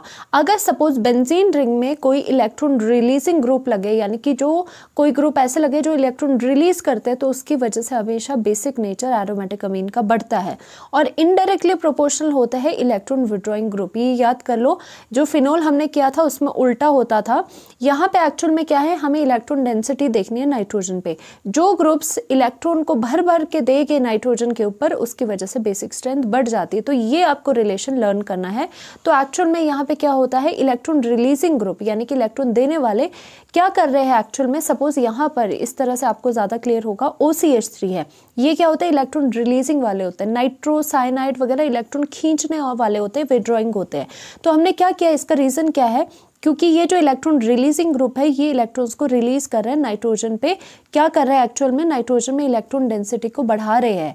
तो अगर नाइट्रोजन पे इलेक्ट्रॉन डेंसिटी को बढ़ा रहे हैं तो ऑब्वियसली ये क्या कर रहे हैं, उसकी बेसिक स्ट्रेंथ को इंक्रीज कर रहे हैं। ऑन द अदर हैंड कोई ऐसे ग्रुप लगे हैं जो कि नाइट्रोजन पर से इलेक्ट्रॉन डेंसिटी को हटा रहे हैं, कम कर रहे हैं, तो ऑब्वियस सी बात है उसकी वजह से बेसिक स्ट्रेंथ आपकी डिक्रीज हो जाएगी। तभी हमने डायरेक्ट आपका ये लर्न करवाया, डायरेक्ट आप ये चीज़ें लर्न कर लो और यही चीज़ यहाँ पर भी लिखी गई है। ओके, चलिए अब इसके इंपॉर्टेंट क्वेश्चन भी डिस्कस करते हैं जो कि एनसीईआरटी से मैंने लिए हैं। एनसीईआरटी के सारे क्वेश्चन आपके हो जाएंगे और आपको यही करके जाने हैं पेपर में भी। सपोज अगर पूछा जाता है कि बताइए arrange the following in decreasing order of their basic strength, basic strength का डिक्रीजिंग ऑर्डर लिखना है। तो आपको सबसे पहले तो ये चीज़ें पता होनी चाहिए कि एक चीज़ जो एलिफेटिक अमीन्स होते हैं वो ज़्यादा बेसिक होते हैं, than the ammonia, than the aromatic amine सबसे लास्ट में आता है। और रीज़न आपने अच्छे से पहले पढ़ लिया। फॉर द गैसियस स्टेट अगर गिवन है गैसियस स्टेट 3 डिग्री ज़्यादा होता है, than the 2, than the 1 due to inductive effect. Aqua state में क्या रहता है, मिथाइल के लिए 213 रहता है, इथाइल के लिए 231 रहता है। और एक इंपॉर्टेंट चीज़ जो मैंने आपको बताई है, अगर स्टेट आपको गिवन नहीं है तो आप क्या लिखोगे, अगर स्टेट आपको गिवन नहीं है तो आप यहाँ पर ये वाले ट्रेंड्स को फॉलो करोगे, ना कि ये वाले ट्रेंड को। ओके, और अगर ऐसा आ गया सपोज इथाइल और मिथाइल में मिक्स आ गया, इथाइल और मिथाइल का अगर मिक्स में आपका कंपैरिजन आ गया तो आप किसको फॉलो करोगे, तो आप बेसिक इंडक्टिव इफेक्ट को फॉलो करोगे। वो क्वेश्चन से पता चल जाएगा आपको। तो चलिए यहाँ पे बताइए कि सबसे ज़्यादा बेसिक स्ट्रेंथ किसकी होगी। सबसे ज़्यादा बेसिक स्ट्रेंथ एल्काइल अमीन्स की होती है, than the ammonia, than the aromatic last में आएंगे। नाउ यहाँ पर देखो, यहाँ पे इस तरह से आपको करना है, जहाँ पर भी आपको एरोमेटिक बच्चे रिंग दिखे तो इसमें ना काफ़ी चीज़ें ध्यान रखने वाली है। नाइट्रोजन के ऊपर इलेक्ट्रॉन डेंसिटी है, तो आपने इस तरह से, जिस तरह से मैंने लिखा हुआ इस तरह से आदत डाल लो, इस तरह से यहाँ पर करना चाहिए आपको, क्योंकि तो क्लैरिटी आती है कि आपने लिखना है यहाँ पे बेंजीन रिंग है और इस तरह से सोचना है कि नाइट्रोजन के ऊपर जो इलेक्ट्रॉन है वो ये रेजोनेंस में अपने पास ले रहा है, इसकी वजह से इलेक्ट्रॉन डेंसिटी कम होगी, सबसे पीछे एरोमेटिक आए। उसके बाद क्या आता है, उसके बाद आपके अमीन्स अमोनिया आता है। उसके बाद ये दोनों जो है वो आपके 1 डिग्री, देखो ये डिग्री क्या है, ये 1 डिग्री है, ये 2 डिग्री अमीन्स है। और इसमें भी 1 डिग्री 2 डिग्री अमीन में भी कौन से है, ये इथाइल। और कोई आपको कोई वो स्टेट नहीं गिवन कि गैसियस है या एक्वस, तो आप इथाइल है तो आप कौन सा लगाओगे। मैंने आपको बोला है कुछ भी अगर स्टेट ना गिवन हो तो आप ये लगाओगे, यानी कि इथाइल के केस में 2 पहले आएगा, 3 बाद में आता है, 1 फिर सबसे बाद में आता है, यानी कि 2 डिग्री ज़्यादा बेसिक होता है। तो अगर ये 1 और 2 है तो सबसे ज़्यादा क्या आएगा, 2 डिग्री सबसे ज़्यादा आएगा, फिर उसके बाद 1 डिग्री आएगा। ठीक है, और ये अल्काइल अमीन्स है तो ये पहले आए, देन द अमोनिया, फिर एरोमेटिक आए। तो इस तरह से क्वेश्चन कर लोगे।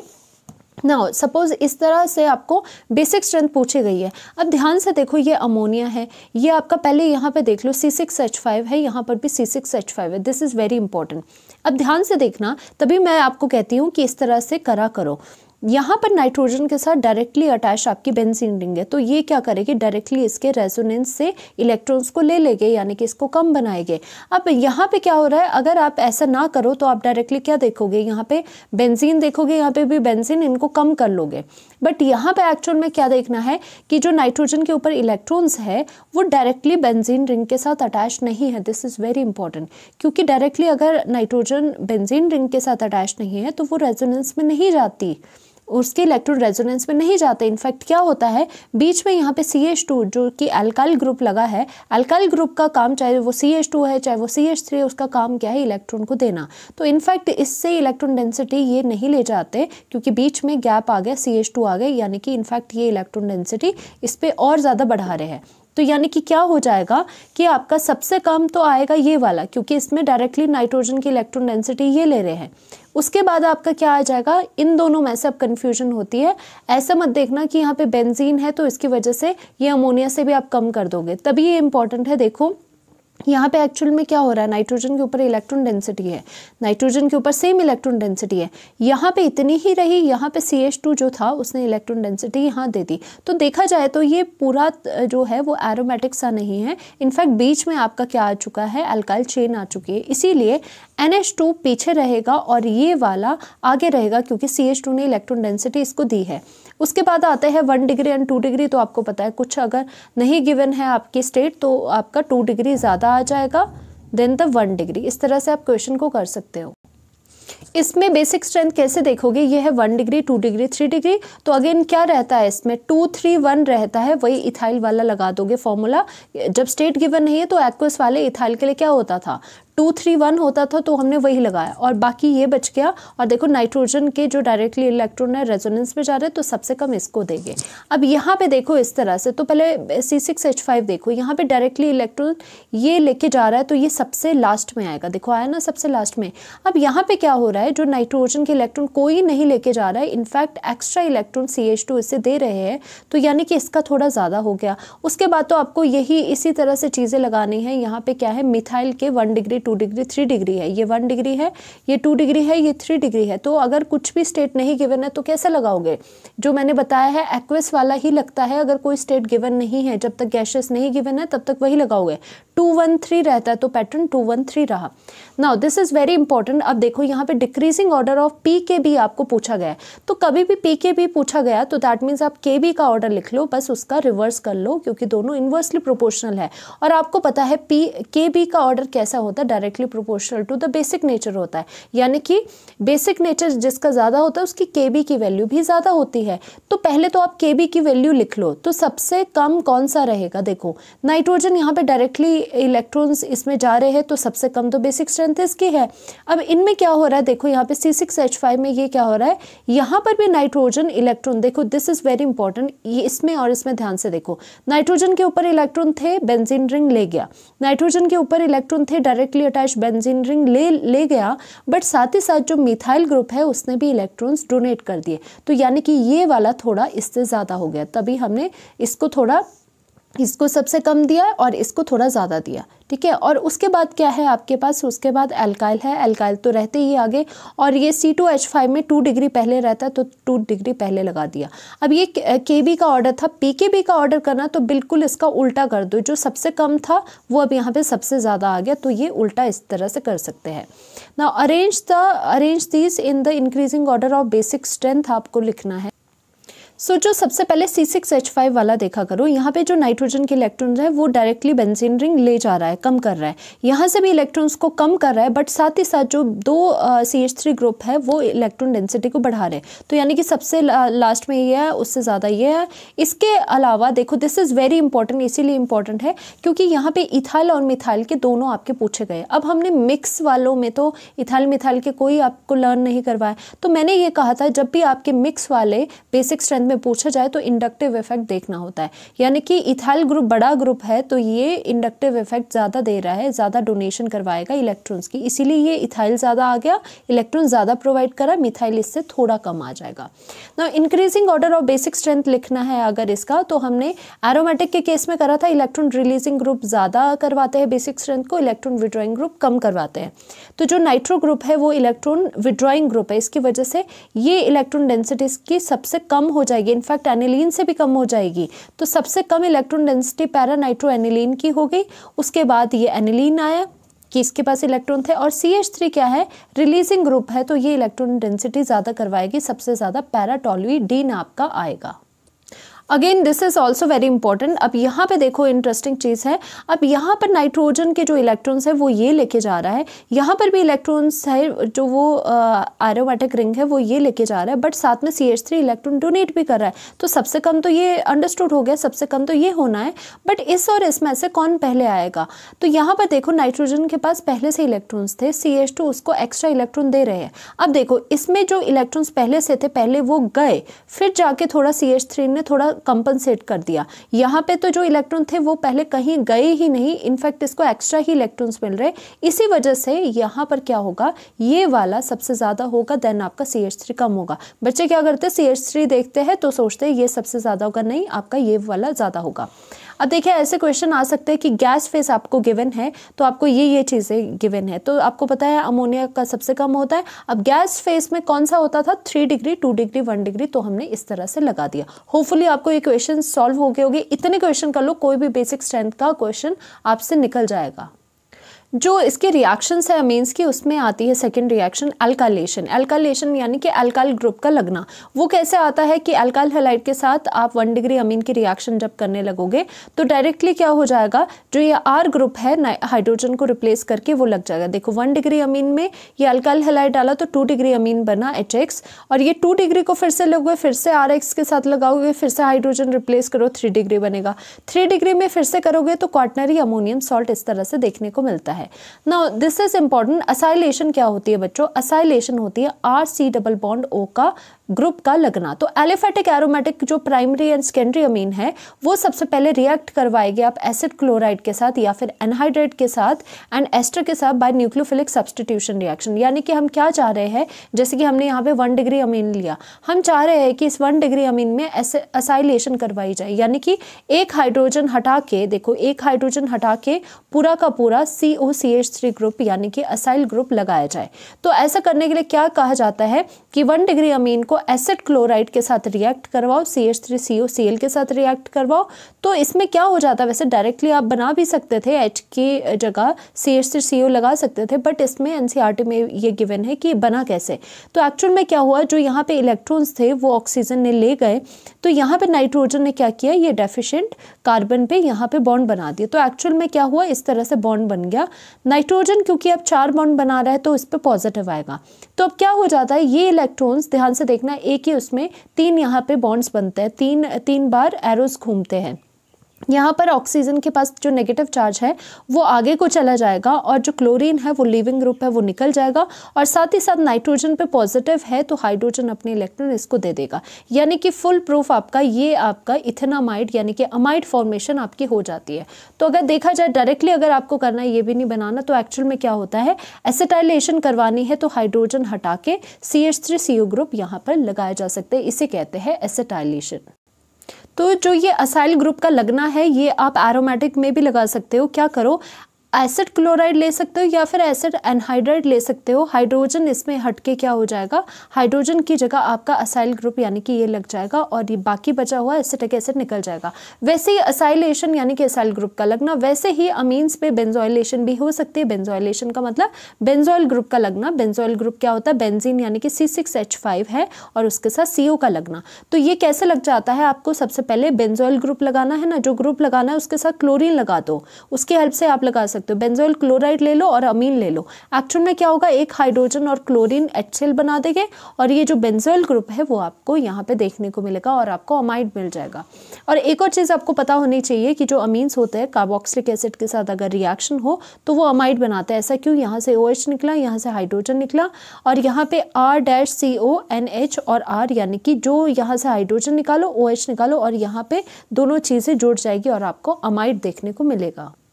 नेक्स्ट आती है carbylamine reaction. Again very important reaction, इसको स्किप मत करना है। इसको कार्बाइलअमीन टेस्ट भी कहते हैं क्योंकि ये टेस्ट की तरह भी यूज होता है, आइसोसाइनाइड टेस्ट भी कहते हैं।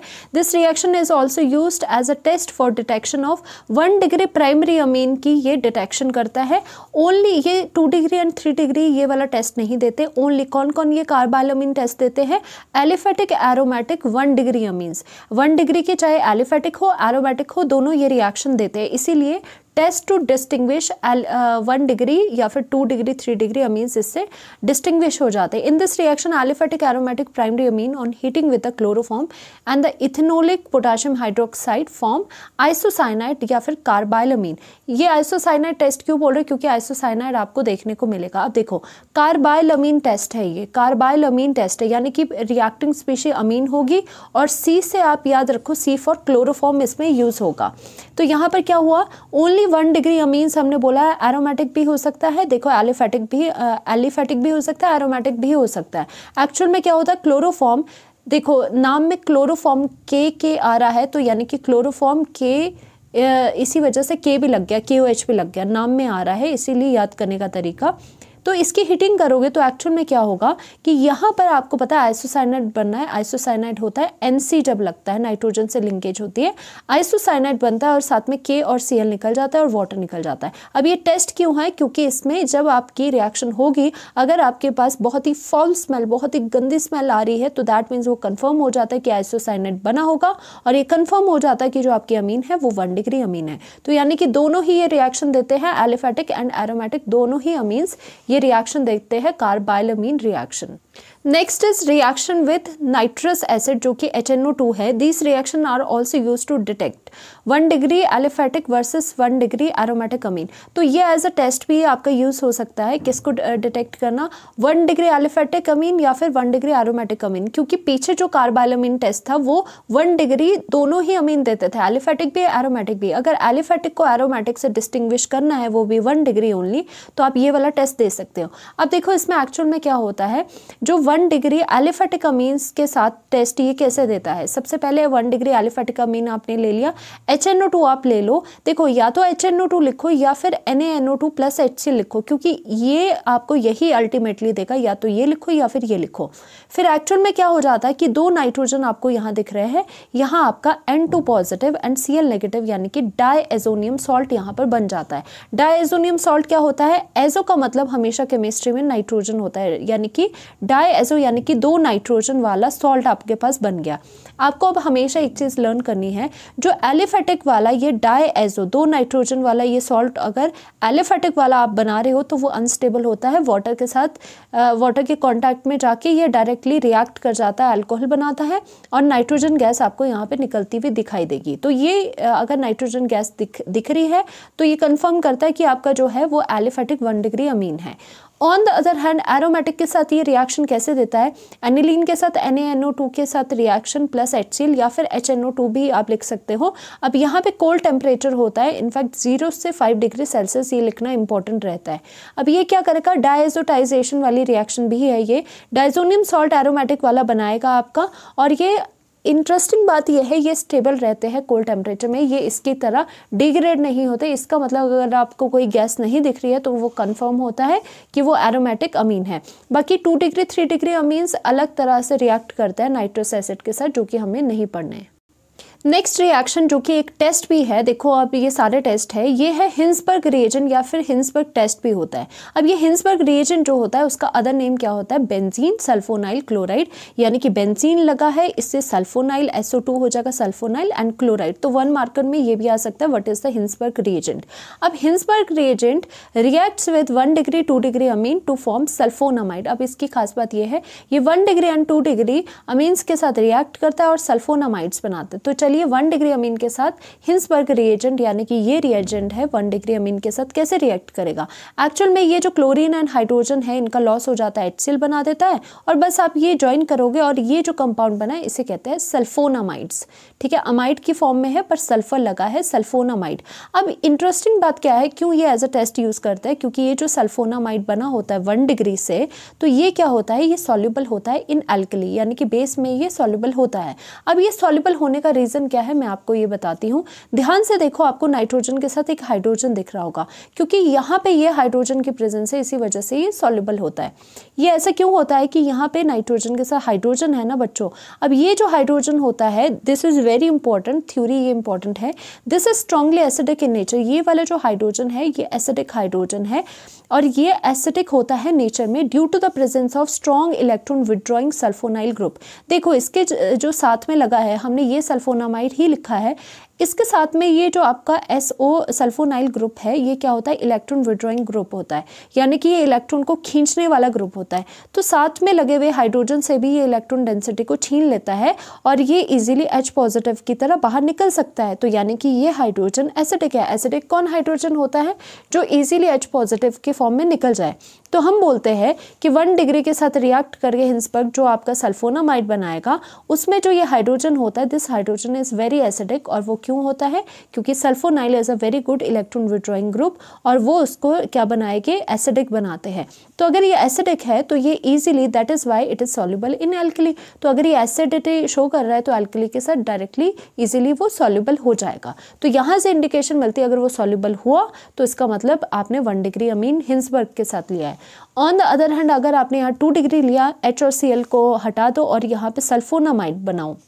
अब आप देख सकते हो नाइट्रोजन के साथ कोई भी आपका हाइड्रोजन डायरेक्टली अटैच नहीं है, यानी कि यहाँ पे आपके पास कोई एसिडिक हाइड्रोजन नहीं है। तो ऑब्वियस सी बात है कि ये अब इनसॉल्युबल होगा एल्कली, एल्कली के साथ ये रिएक्ट नहीं करेगा और यही यहाँ से 2 डिग्री अमीन की कंफर्मेशन बताता है। Sulphonamide does not contain any hydrogen atom attach to the nitrogen atom, it is not acidic and hence insoluble in alkali. तो इसका मतलब ये आपके test to distinguish between 1 degree, 2 degree and 3 degree amine भी आपका ये बताता है हिंसबर्ग रिएजेंट्स। सो एक्चुअल में क्या है, हिंसबर्ग रिएजेंट किस तरह से डिस्टिंग्विश करता है प्राइमरी, सेकेंडरी, टर्शरी अमीन्स को। चाहे आप जो मर्जी ले आओ, 1 डिग्री, 2 डिग्री, 3 डिग्री को डिस्टिंग्विश ऐसे करेगा कि 1 डिग्री अमीन के साथ अगर हिंसबर्ग आप रिएजेंट ले जा रहे हो तो HCl निकल के आपके पास ये सल्फोनामाइड बनता है जो कि सॉल्युबल रहता है एल्कली में, क्योंकि इसके बाद एसिडिक हाइड्रोजन है। 2 डिग्री के साथ हिंसबर्ग रिएक्ट करेगा, सल्फोनामाइड ऐसा बनेगा जो कि इनसॉल्युबल होगा एल्कली में। एंड 3 डिग्री अमीन के साथ तो यहाँ पर ये कोई रिएक्शन ही नहीं देगा, क्योंकि 3 डिग्री के साथ यहाँ पे वैसे एक्चुअल में हिंसबर्ग क्लोरीन को हाइड्रोजन चाहिए होता है, बट 3 डिग्री अमीन में तो आपके पास हाइड्रोजन है ही नहीं, इसलिए there would be no reaction. इसीलिए ये डिस्टिंग्विश करने के लिए 1 डिग्री, 2 डिग्री, 3 डिग्री के लिए यूज होता है।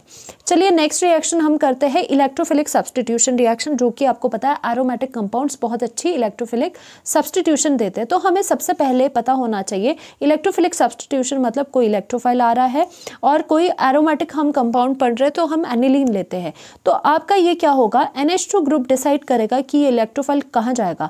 तो हमने ये देखा है एनिलीन के रेजोनेटिंग स्ट्रक्चर में पहले कि एनिलीन में हमेशा इलेक्ट्रॉन डेंसिटी, जब इसके अगर आप रेजोनेटिंग स्ट्रक्चर बनाओ ना तो आप ये पाओगे कि इलेक्ट्रॉन डेंसिटी यानी कि जो नेगेटिव चार्ज है रेजोनेटिंग स्ट्रक्चर में वो ऑर्थो एंड पैरा पोजीशन पे आता है, यानी कि ऑर्थो पैरा पोजीशन में हमेशा इलेक्ट्रॉन डेंसिटी आती है। इन अदर वर्ड्स आपको पता होना चाहिए NH2 ग्रुप क्या होता है, हमेशा ortho para directing and activating groups होते हैं, यानी कि इलेक्ट्रॉन्स रिंग में देते हैं तो वो इलेक्ट्रॉन जा रहे हैं तो वो क्या कर रहे हैं, बेंजीन को एक्टिवेट बना रहे हैं, ज़्यादा इलेक्ट्रॉन्स दे रहे हैं। तो यानी कि ये इलेक्ट्रोफाइल जब जाएगा, आपको पता है ये ऑर्थो पैरा डायरेक्टिंग ग्रुप है, तो आपको एक प्रोडक्ट पैरा देगा, एक प्रोडक्ट आपको ये ऑर्थो देगा। सो इसी की जो रिएक्शन हम करते हैं that is your bromination reaction, यानी कि एनिलीन में हमने कहीं बेंजीन में क्या लगाना है, ब्रोमीन लगाना है। तो again this is very important reaction, आपको 1 मार्कर में कहीं भी देखने को मिलती है। ये थोड़ी रिएक्शन फिनोल की रिएक्शन को भी रिजेंबल करती है। अब कभी भी आपको ब्रोमीन वाटर के साथ रिएक्शन आ जाए, ब्रोमीन आ जाए एंड वाटर आ जाए और वाटर भी नहीं आए फिर भी ये रिएक्शन होगी, खाली आए अगर, तो एक्चुअल में क्या हो जाता है आपको पता है, ये ऑर्थो पैरा डायरेक्टिंग है। ठीक है, ऑर्थो पैरा पोजीशन में ब्रोमीन लगने थे, बट ब्रोमीन वाटर होने की वजह से सारी पोजीशन ऑर्थो की 2 और 1 पैरा की ब्रोमीन से भर जाती है और HBr आपको बाहर निकल जाता है। और ये क्या है, ये वाइट PPTs इसके होते हैं। इसे क्या कहा जाता है, अगर ये 1 है, 2, 3, 4, 5, 6 तो इसे 2,4,6 ट्राई नाइट्रो एनिलीन कहा जाता है और ये रिएक्शन ब्रोमिनेशन कहलाती है। ठीक है, अब यहाँ तो हमें क्या हुआ, यहाँ तो हमें बहुत सारे सब्स्टिट्यूटेड प्रोडक्ट मिल गया। ये अगर सपोज हम चाहते हैं कि हमें मोनो सब्स्टिट्यूटेड एनिलीन का कोई प्रोडक्ट मिले, यानी कि हम एनिलीन के साथ रिएक्शन करें और हमें एक ही product as a major product मिले, वो भी एक ही ब्रोमीन लगा हुआ, फिर हमें क्या करना पड़ेगा, क्योंकि यहाँ तो हमें 3 ब्रोमीन मिल रहे हैं। अगर आपको एक ही ब्रोमीन लगाना है और एक ही मेजर प्रोडक्ट चाहिए तो आती है प्रोटेक्शन। तो यानी कि आप जो एनिलीन है, एनिलीन में जो ये NH2 है, ये वाला ग्रुप है, इसकी सबसे पहले प्रोटेक्शन करो बाय द एसिटाइलेशन। यानी कि प्रोटेक्शन कैसे करी जाती है, यानी कि ये NH2 जो ग्रुप है उसको प्रोटेक्ट करा जाता है बाय इसमें एसिटाइलेशन करवा के, असाइल ग्रुप लगा के। तो हम वही करने जा रहे हैं। अगर हमें मोनो सब्स्टिट्यूटेड एनिलीन चाहिए, we have to protect the NH2 group by acetylation with acetic anhydride. तो हमने क्या किया, ये एसिटाइलेशन कैसे करवाता है, CH3CO ग्रुप, एक हाइड्रोजन हटा दो, उसकी जगह CH3CO ग्रुप लगाओ, हमें एसिटाइलेशन करके मिल गई। अब क्योंकि NH2 ग्रुप प्रोटेक्ट हो चुका है, अब अगर आप ब्रोमीनेशन करोगे, ब्रोमीन लगाना चाहोगे, यानी कि किसके प्रेजेंस में लगाओगे, एसिटिक एसिड के प्रेजेंस में ब्रोमीन लगाओगे, तो आपको सभी जगह ब्रोमीन नहीं मिलेगा। In fact only and only para position आपकी मेजर प्रोडक्ट बनेगी। तो ये बेनिफिट रहता है प्रोटेक्शन का। तो उसके बाद फिर से आपको रिकवर करना है जो आपने प्रोटेक्शन करी है, तो एसिड या फिर कोई बेस डाल दो तो दोबारा से ये दोबारा कन्वर्ट हो जाएगा NH2 में, तो आपको ये पैरा वाला मेजर प्रोडक्ट मिलेगा। किसकी वजह से, ओनली बिकॉज ऑफ द जो आपने यहाँ पर प्रोटेक्शन करी है। तो एक्चुअल में ये हो क्या रहा है कि आपने जो एनिलीन है उससे आपका क्या बनाया, अमाइड बनाया, RCONH2, ये यानी कि अमाइड बनाया। तो एक्चुअली होता क्या है, an amide is formed in between the reaction, यहाँ अमाइड बना। Now the lone pair of electrons on nitrogen interact with the oxygen atom due to resonance, hence lone pair of nitrogen is less available for donation to the benzene ring by resonance, therefore activating effect of this group is less than the NH2 group. देखो actual में हो क्या रहा है, जब आपने ये बना दिया, देखो आपने NH2 से ये वाली चीज़ बना दी एसिटाइलेशन करके, तो जब असाइलेशन यानी कि एसिटाइलेशन हुई, तो जो नाइट्रोजन के ऊपर इलेक्ट्रॉन्स थे, सारा काम तो यही कर रहे थे, जो रिंग को बहुत एक्टिवेटिंग बना रहे हैं, ये वो कौन काम कर रहे हैं, नाइट्रोजन ही काम कर रहे हैं, क्योंकि नाइट्रोजन के इलेक्ट्रॉन्स ही तो रिंग में जाते हैं। तो इन्होंने क्या कर दिया, प्रोटेक्शन, यानी कि जब आपका ये असाइल ग्रुप क्यों लगाया, क्योंकि ये जो नाइट्रोजन है इनको उन्होंने बिजी कर लिया अपने साथ रेजोनेंस में, यानी कि इनको बिजी कर लिया रेजोनेंस में। तो नाइट्रोजन के पास जब आपके पास इलेक्ट्रॉन्स ही अवेलेबल नहीं होंगे तो वो बेंजीन रिंग को ज़्यादा एक्टिवेट नहीं करवाएगा, इसकी वजह से ज़्यादा आपको वो ये वाले प्रोडक्ट नहीं मिलते हैं, लिमिटेड आपको एक ही प्रोडक्ट देखने को मिलता है। तो ये होती है protection by the acetylation. Second electrophilic substitution is the nitration. Nitration कैसे करवाओगे, direct nitration of aniline gives ortho, para and as well as meta product. In this meta product is formed in significant amount. देखो इसमें बहुत ज़्यादा important चीज़ है, because आपका जो NH2 है ग्रुप वो आपका एक ऑर्थो पैरा डायरेक्टिंग ग्रुप है, बट जब आप नाइट्रेशन करवाने लगते हो तो आपको कुछ सिग्निफिकेंट अमाउंट यानी कि कुछ अच्छे अमाउंट में मेटा भी आपको यहाँ पे मिलता है, जो कि बहुत ज़्यादा इंपॉर्टेंट क्वेश्चन बनता है यहाँ से। तो आपको यानी कि जब आप इसकी नाइट्रेशन करवा रहे हो तो आपको क्या मिलेगा, पैरा प्रोडक्ट मिलेगा 51%, मेटा भी इनफैक्ट सिग्निफिकेंट अमाउंट में 47% मिलेगा, एंड ऑर्थो आपको कम मिलेगा 2% में। ऐसा क्यों होता है, इस पे भी आपका क्वेश्चन आता है। सबसे पहले तो रिएक्शन लर्न करो कि मेटा भी बनता है। अब आपके पास क्वेश्चन आता है ऐसा क्यों होता है कि आपके पास मेटा भी बना। वैसे मेटा तो बनना नहीं चाहिए था, क्योंकि NH2 जो ग्रुप है वो ओनली ऑर्थो पैरा डायरेक्टिंग है। तो this is very important, NCERT में भी इसका ये क्वेश्चन है। Why does aniline on nitration give significant amount of meta derivative along with the ortho para product. This is because in acidic medium, strongly acidic अगर medium आप लेते हो, aniline is protonated to form the anilinium ion. Know that कि जो aniline में आपका NH2 है वो आपका ऑर्थो पैरा डायरेक्टिंग होता है, बट क्या होता है, बिकॉज यहाँ पे H पॉजिटिव जो एसिड है वो उसको प्रोटोनेट कर देती है, यानी कि H पॉजिटिव इसके इलेक्ट्रॉन देख के इसके पास चला जाएगा और आपको ये बन जाएगा नाइट्रोजन पे पॉजिटिव। तो नाइट्रोजन पे जो यहाँ पे ये चीज़ पॉजिटिव है, इसका मतलब क्या हो जाएगा, ये इलेक्ट्रॉन विड्रॉइंग ग्रुप बन जाएगा। इलेक्ट्रॉन विड्रॉइंग ग्रुप क्या होते हैं, मेटा डायरेक्टिंग होते हैं usually. Okay, electron withdrawing group usually Meta directing आपके होते हैं। अगर आपके पास ये बन गया है जो कि आपका मेटा डायरेक्टिंग है, तो इसके बाद अगर आप नाइट्रेशन करवाओगे तो वो कहाँ पर भेजेगा, इसे मेटा पोजीशन यानी कि मेटा पे NO2 लगा के भेज देगा। इसी वजह से आपके पास significant amount of meta product मिलता है। तो ऐसा नहीं है कि सभी एनिलीन प्रोटोनेट करेंगे, significant amount of aniline protonation में जाते हैं जिनका एनिलीनियम आयन बनता है और वो मेटा डायरेक्टिंग होते हैं। इस वजह से नाइट्रेशन आपकी मेटा पर होती है। Okay, this is because in acidic medium, strong acidic medium है तो aniline is protonated to form the anilinium ion which is meta directing in nature. This is why we get meta product in significant amount. इसी वजह से हमें significant amount में Meta देखने को मिलता है।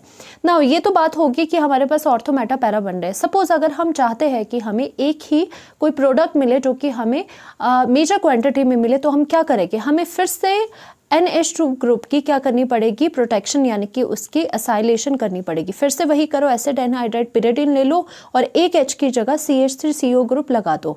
तो एक्चुअल में क्या हो जाएगा, HNO2। फिर उसके बाद जब आपकी प्रोटेक्शन हो गई, उसके बाद अगर नाइट्रेशन आप करोगे तो ओनली एंड ओनली आपको पैरा प्रोडक्ट ही मिलेगा। बाद में इसको हटाना है तो ऑब्वियसली बेस या एसिड लगा दो और आपके पास ये हट जाएगा, NH2 आपके पास पैरा प्रोडक्ट आपके पास बन जाएगा।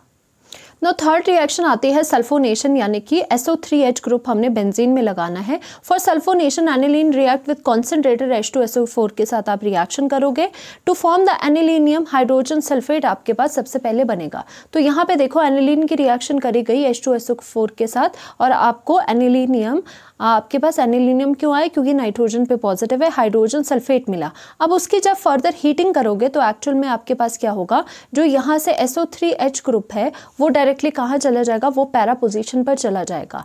This is your para amino benzene sulphonic acid. अब ये क्या होता है, ये आपका फर्दर एक ज्विटर आयन बनाता है। ज्विटर आयन कैसे हो जाएगा कि जो H पॉजिटिव है, जो हाइड्रोजन है वो आपका क्या हो जाएगा, ये इलेक्ट्रॉन्स को, इन इलेक्ट्रॉन्स को ले लेगा तो यहाँ पे NH3 पॉजिटिव हो जाएगा और ये SO3 नेगेटिव बच जाएगा।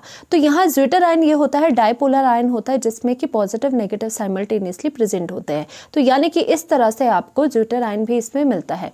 तो अगेन आपने मोर ऑफन पढ़ा होगा इलेक्ट्रोफिलिक सब्स्टिट्यूशन रिएक्शन में हम फ्रीडल क्राफ्ट की रिएक्शंस भी पढ़ते हैं, बट इसमें एक क्वेश्चन बनता है कि aniline does not undergo Friedel Craft reaction, means it does not give Friedel craft, ना एल्काइलेशन देगा वो ना असाइलेशन देगा। अब ये रीजन आपसे पूछा जाता है, NCERT में भी एक क्वेश्चन ने बताइए एनिलीन फ्रीडल क्राफ्ट की कोई भी रिएक्शन क्यों नहीं देता है। तो अगर आपको याद होगा फ्रीडल क्राफ्ट रिएक्शन में एक लुईस एसिड लिया जाता है जिसका नाम है AlCl3। अब क्या होता है, AlCl3 का काम तो एसाइलेशन एल्काइलेशन में होता है, बट ये एक्चुअल में क्या कर जाता है, जो एनिलीन है वो अपना काम करने के बजाय वो क्या कर लेता है, AlCl3 के साथ रिएक्शन कर देता है और आपको क्या मिल जाता है, आपको ये सॉल्ट दे देता है। यानी कि इसका काम कुछ और था, इसे करनी थी फ्रीडल क्राफ्ट की reaction, but Friedel Craft reaction के दौरान जो हम AlCl3 लुईस एसिड यूज़ करते हैं, क्योंकि ये डेफिशिएंट है, ये क्या करेगा, एनिलीन के जो ये इलेक्ट्रॉन है वो अपनी तरफ ले लेगा और उसका सॉल्ट बना देगा। उसकी वजह से क्या होगा, नाइट्रोजन के ऊपर पॉजिटिव आ जाएगा। अगर नाइट्रोजन के ऊपर पॉजिटिव आ गया तो इसका मतलब वो इलेक्ट्रॉन विड्रॉइंग ग्रुप बन गए, इलेक्ट्रॉन को विड्रॉ कर रहे हैं, तो दैट मीन्स वो क्या करेंगे, अब रिंग को डीएक्टिवेट करेंगे, यानी कि रिंग से इलेक्ट्रॉन लेना शुरू कर देंगे, जिसकी वजह से फर्दर आगे रिएक्शन जो फ्रीडल क्राफ्ट रिएक्शंस है वो नहीं हो पाएगी, क्योंकि जब इसने ही रिंग को इलेक्ट्रॉन देना बंद कर दिया, इनफैक्ट उल्टा खींचना शुरू कर दिया, इस वजह से ये आपका रिएक्शंस नहीं दे पाएगा। This is because aniline react with aluminium chloride और which is the Lewis acid electron deficient होता है, और this AlCl3 was used in the catalyst in the Friedel Craft reaction as now nitrogen in aniline acquires positive charge, so it act as a strong deactivating group.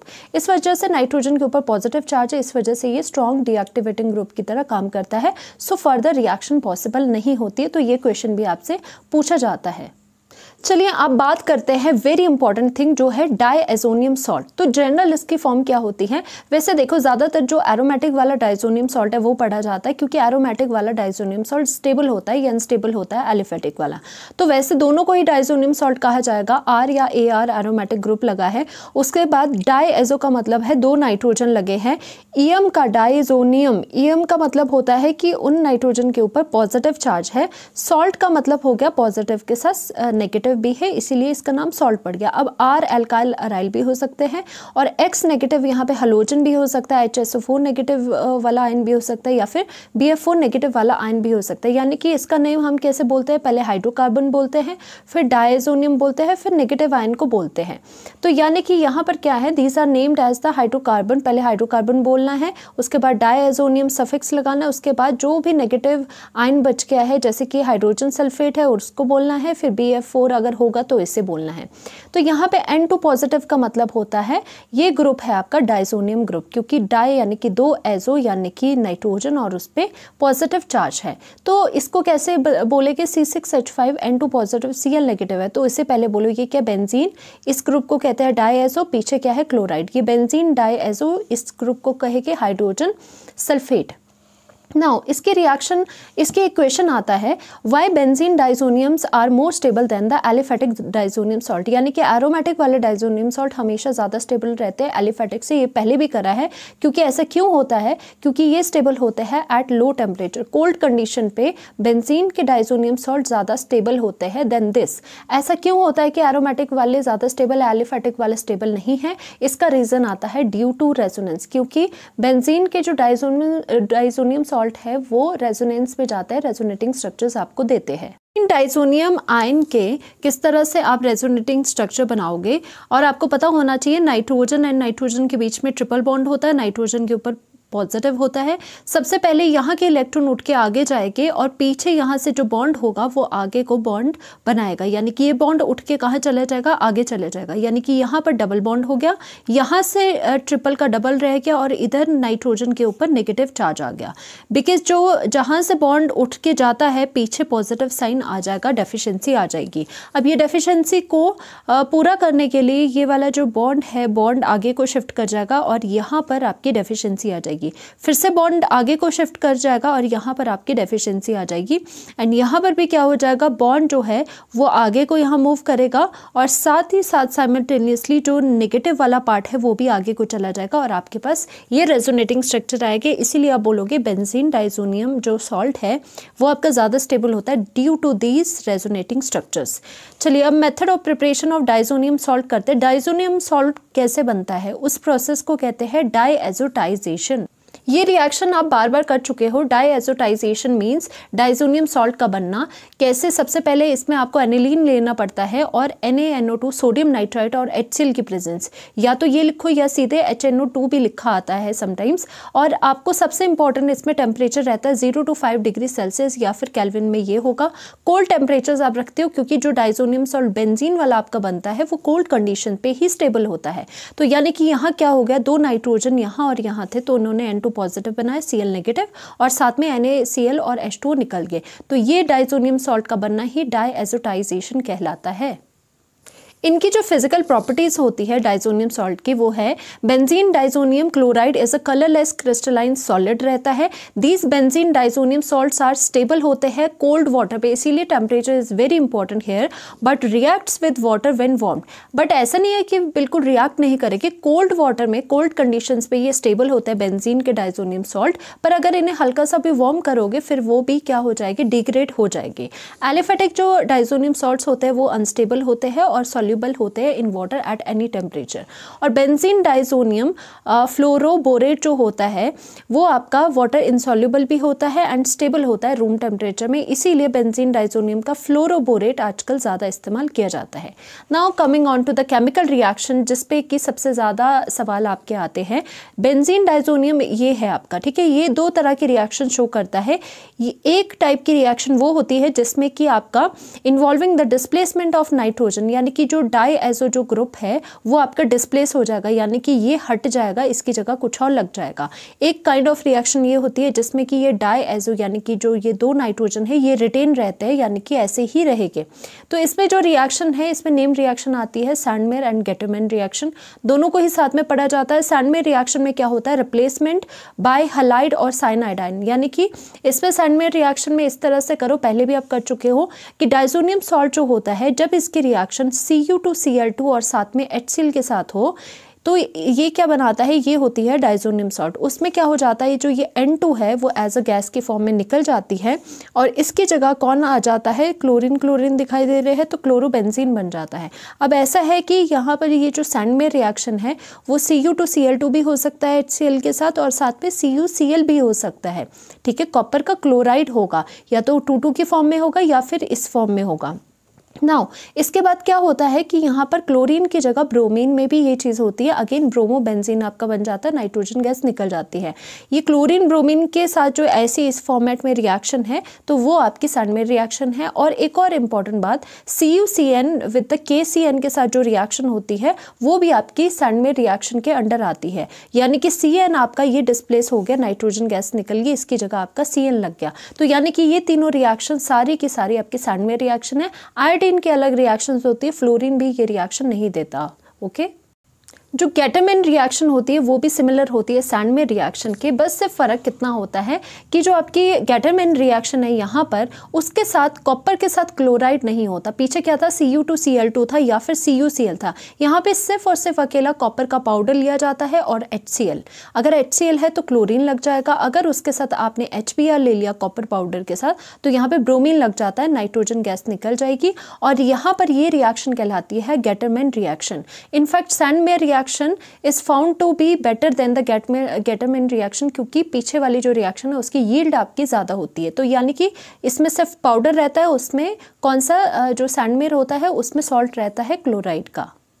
Now very interesting thing, हम एक complete chart reaction का, diazonium salt के reaction का करने जा रहे हैं। पहले मैंने सैंडमेयर गेटरमैन अलग से इसलिए बताई क्योंकि वो नेम रिएक्शन थी, सो दैट आपको अच्छे से समझ आए। तो यहाँ पर भी वो सैंडमेयर गेटरमैन भी इंक्लूड होगी। Complete reaction of diazonium salt का सिर्फ आपको ये चार्ट करके जाना और यहाँ से रिएक्शंस बहुत बनती है। तो सबसे पहले बीच में क्या है, डाइजोनियम सॉल्ट है, तो इसमें इंक्लूडेड ये वाला स्टेप भी है कि डाइजोनियम सॉल्ट बनता कैसे है। ये वाला प्रिपरेशन का स्टेप है जिसे लिखा है डाईएजोटाइजेशन, वो HNO2 और कोल्ड टेम्परेचर पे आपको पता है ली जाती है। एनिलीन की जब इसके साथ रिएक्शन होती है तो आपको डाइजोनियम सॉल्ट डाईएजोटाइजेशन होती है। तो डाइजोनियम से अब यहाँ पे एरोस निकल रहे हैं, यानी कि ये सारी अब नीचे जो दी गई है ये सारी अब क्या है, डाइजोनियम सॉल्ट की रिएक्शंस है। यहाँ पर Cu2Cl2 HCl की प्रेजेंस पे जब रिएक्ट करेगा तो आपको पता है इसको डिस्प्लेस करके क्लोरीन लग जाएगा, नाइट्रोजन निकल जाएगी, सैंडमेयर रिएक्शन होती है। इसी तरह से ब्रोमीन के साथ भी यही रिएक्शन होती है, ब्रोमो लग जाता है, ये भी सैंडमेयर रिएक्शन है। अगर CuCN KCN के साथ आ जाए, इसको डिस्प्लेस करके साइनाइड लगा दो, नाइट्रोजन गैस निकल जाएगी, अगेन ये भी सैंडमेयर रिएक्शन है। गेटरमैन में कॉपर पाउडर लेते हैं HX, X can be chlorine bromine के साथ रिएक्शन ये होती है ओनली। तो यहाँ पर आपका N2 गैस एंड यहाँ पे रिस्पेक्टिव आपका हलोजन लग जाएगा। नाउ KI की रिएक्शन ये अलग है, दिस इज नॉट गेटरमैन या फिर सैंडमेयर रिएक्शन, ये अलग से एक नॉर्मल रिएक्शन है। अगर इसमें KI डाला जाता है तो डायरेक्टली डिस्प्लेस करके यहाँ आयोडीन लग जाता है। Now this is important, HbF4 के दो रिएक्शन है। अगर तो बच्चों HbF4 के साथ आप हीटिंग करते हो तो आपको क्या हो जाएगा, N2 will be displaced by the fluorine, आपको मिलेगा फ्लोरोबेंजीन, जो कि मिलना बहुत ही अच्छी बात है क्योंकि आपने देखा होगा फ्लोरीन के ज़्यादा रिएक्शंस हो नहीं पाते because of its explosive nature, इसका जो नेचर होता है वो एक्सप्लोसिव होता है। तो यहाँ पर अच्छी बात है, तभी ये गुड इंटरमीडिएट्स बन रहे हैं क्योंकि ऐसी चीज़ें जो वैसे नहीं बन पाती थी, मुश्किल से बन पाती थी, वो भी ये रिएक्शंस दे देता है, इसीलिए गुड इंटरमीडिएट बनता है। नाउ दूसरी रिएक्शन क्या है, अगर HbF4 के साथ आप हीटिंग के साथ साथ आप कॉपर भी लिख रहे हो और साथ में NaNO2 आ रहे हो तो क्या हो जाएगा, तो आपको लास्ट में इसकी जगह हट के यहाँ पे NO2 लग जाएगा। तो देखो सिंपल हीटिंग है तो फ्लोरीन लगाओ, अगर इसके साथ NaNO2 लास्ट में दे रहे हो तो NO2 लगाओ। और ये बीच का स्टेप इन्होंने इस वजह से बनाया कि डाइजोनियम सॉल्ट का अगेन दूसरा सॉल्ट आ गया। यहाँ पे क्या हुआ कि यहाँ पर क्लोरीन की जगह ये BF4 जो नेगेटिव होता है उसने जगह ले ली, तो उसी के साथ H2SO4 एंड अगर वाटर करेंगे तो इसकी जगह पूरा हटके OH लग जाता है। एंड H3PO2 जो कि एक माइल्ड रिड्यूसिंग एजेंट है जिसका नाम फॉस्फेनिक एसिड भी होता है, माइल्ड रिड्यूसिंग एजेंट होता है। रिड्यूसिंग एजेंट का मतलब होता है जो दूसरे को रिड्यूस करे यानी कि हाइड्रोजन प्रोवाइड करे, तो यानी कि इसकी जगह पूरा हटके हाइड्रोजन लग जाता है यानी कि आपको बेंजीन मिल जाता है। एंड यहाँ पर रिएक्शन क्या होती है, डाइजोनियम सॉल्ट की वैसे तो वाटर में स्टेबल होता है, अगर इन्हें वार्म करा जाए तो इनमें भी ये अल्कोहल यानी कि फिनोल बन जाते हैं। तो ये कंप्लीट आपका रिएक्शन का चार्ट है, इससे आप पूरी रिएक्शंस कर सकते हो इस तरह से। अब लास्ट में हमारी सेकेंड टाइप ऑफ रिएक्शन जो थी वो थी जिसमें कि एजो ग्रुप रिटेन रहता है यानी कि N2 ग्रुप कहीं नहीं जाता, वहीं रहेगा। ऐसी रिएक्शंस इसमें बहुत इंपॉर्टेंट रिएक्शन है जिसे कहते हैं एजो डाई टेस्ट या फिर कपलिंग रिएक्शंस भी कहा जाता है। ये ओनली एरोमेटिक अमीन्स के लिए होती है, यानी कि एक डाई टेस्ट भी होता है इसी वजह से, जो कि एरोमेटिक अमीन ही देते हैं, एलिफेटिक नहीं देते। Reaction involving retention of N2 group retention होगा और इन्हें इन टाइप की रिएक्शन को कपलिंग रिएक्शन भी कहा जाता है। The azo product product obtain, जो आपको लास्ट में प्रोडक्ट मिलेगा उसमें क्या होती है, एक्सटेंडेड कॉन्जुगेशन होती है, वो मैं आगे बताती हूँ। This compounds are usually coloured होते हैं। जो ये डाई क्यों बोल रहे हैं, क्योंकि ये डाई यानी कि कलरफुल डाइज आपको देते हैं। तो ये रिएक्शन आपके कन्फर्मेटरी टेस्ट में भी यूज होती है। अगर आपको कहीं पर एरोमेटिक अमीन्स की कन्फर्मेशन करनी है तो ये डाई टेस्ट भी हो जाता है। Now azo dye test for the aromatic amines, आपने क्या करना है, यहाँ पर मैंने डाइजोनियम सॉल्ट लिख लिया, खोल के लिखा हुआ है वही है, N2 को खोल के लिखा है। एनिलीन को आपको इस तरह से हॉरिजेंटली लगाना है।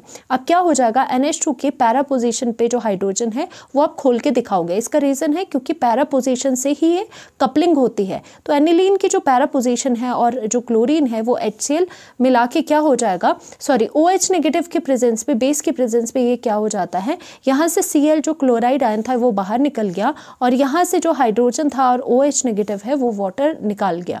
यानी कि नाइट्रोजन और इसके बीच में बॉन्ड बन जाएगा और नाइट्रोजन और नाइट्रोजन के बीच में अब क्या हो जाएगा, डबल बॉन्ड आ जाएगा। अब ये जो होता है इसे कहते हैं पैरा अमीनो एजोबेंजीन, और एजो ग्रुप देखो रिटेन रह रहा है और यही आपकी जो बनी है ये डाई बनी है, जो कि एनिलीन के केस में जब आप एरोमेटिक बेंजीन ले रहे हो उसके केस में ब्राइट येलो कलर की डाई मिलती है। यही आपका डाई टेस्ट है। कभी भी आपको एरोमेटिक अमीन खासकर एनिलीन का अगर आ जाए कोई टेस्ट बताओ तो आप डाई टेस्ट करोगे कि डाइजोनियम सॉल्ट के साथ ये येलो डाई देते हैं। अगेन सिमिलरली फिनोल भी डाई टेस्ट देते हैं, यानी कि डाई बनाते हैं, तभी फिनोल को भी यहाँ पढ़ा जाता है।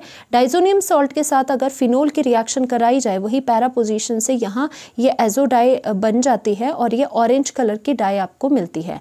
और ये H पॉजिटिव की, क्योंकि ये एसिड है तो यहाँ पे H पॉजिटिव एसिड की प्रेजेंस पे ये रिएक्शन होती है। अब ये पहले क्या बोला गया था, जो आपका ये एजो डाई कॉम्प्लेक्स बनेगा इसमें एक्सटेंडेड कॉन्जुगेशन होगी। एक्सटेंडेड कॉन्जुगेशन यानी कि डबल बॉन्ड जो है वो अल्टरनेट पोजीशन पे लगे हुए हैं बहुत ज़्यादा। यहाँ पे डबल बॉन्ड है, सिंगल है, डबल है, सिंगल है, डबल सिंगल, डबल सिंगल, ऐसे एक्सटेंडेड कॉन्जुगेशन में ये बॉन्ड्स लगे होते हैं। Now the last thing is importance of the diazonium salt in the synthesis of aromatic compound। आपने इतनी सारी रिएक्शंस कर ली डाइजोनियम सॉल्ट की, उसको बीच में रख के जो रिएक्शन करवाई थी उसमें आप देख सकते थे कि डाइजोनियम सॉल्ट बहुत ही हेल्पफुल है to form the aromatic compounds. बहुत वाइड वेराइटी के एरोमेटिक कंपाउंड्स आपको मिलते हैं। ऐसा क्यों, इसका एक ही रीज़न है इसकी इंपॉर्टेंस अगर पूछी जाए, it behaves as a good intermediate. Biggest importance is that diazonium salts are very good intermediate for the introduction of, यानी कि गुड इंटरमीडिएट है। अगर आपको फ्लोरीन, क्लोरीन, साइनो वगैरह ये सब चीज़ें लगानी है तो अच्छे से लग जाती है। वी नो दैट अराइल जो आपके फ्लोराइड्स है और आयोडाइड्स है can not be introduce directly by halogenation. Halogenation से डायरेक्टली फ्लोरीन और आयोडीन नहीं इंट्रोड्यूस करवा सकते। इनफैक्ट आपके क्या हो जाएगा, जैसे in fact to introduce CN on the benzene firstly we have to prepare the diazonium salt. Suppose अगर CN को हमने डायरेक्टली बेंजीन में इंट्रोड्यूस करवाना है, हम क्या करेंगे, पहले डाइजोनियम सॉल्ट बनाएंगे, फिर सैंड में रिएक्शन करके उसमें साइनाइड लगा देंगे। यानी कि ऐसे एरोमेटिक कंपाउंड जो कि डिफिकल्ट होते थे बनने, इसकी हेल्प से इजीली बन जाते हैं। Replacement of diazo group by the other group is helpful in preparing the those substituted aromatic compounds which can not be prepared by direct substitution. यानी कि जो डायरेक्ट सब्सटीट्यूशन से भी नहीं लगते थे बेंजीन रिंग में, उसे आप इस तरह से with the help of this diazonium intermediate easily आप लगा सकते हो। सो फाइनली आपका अमीन चैप्टर खत्म हो गया। Thank you so much.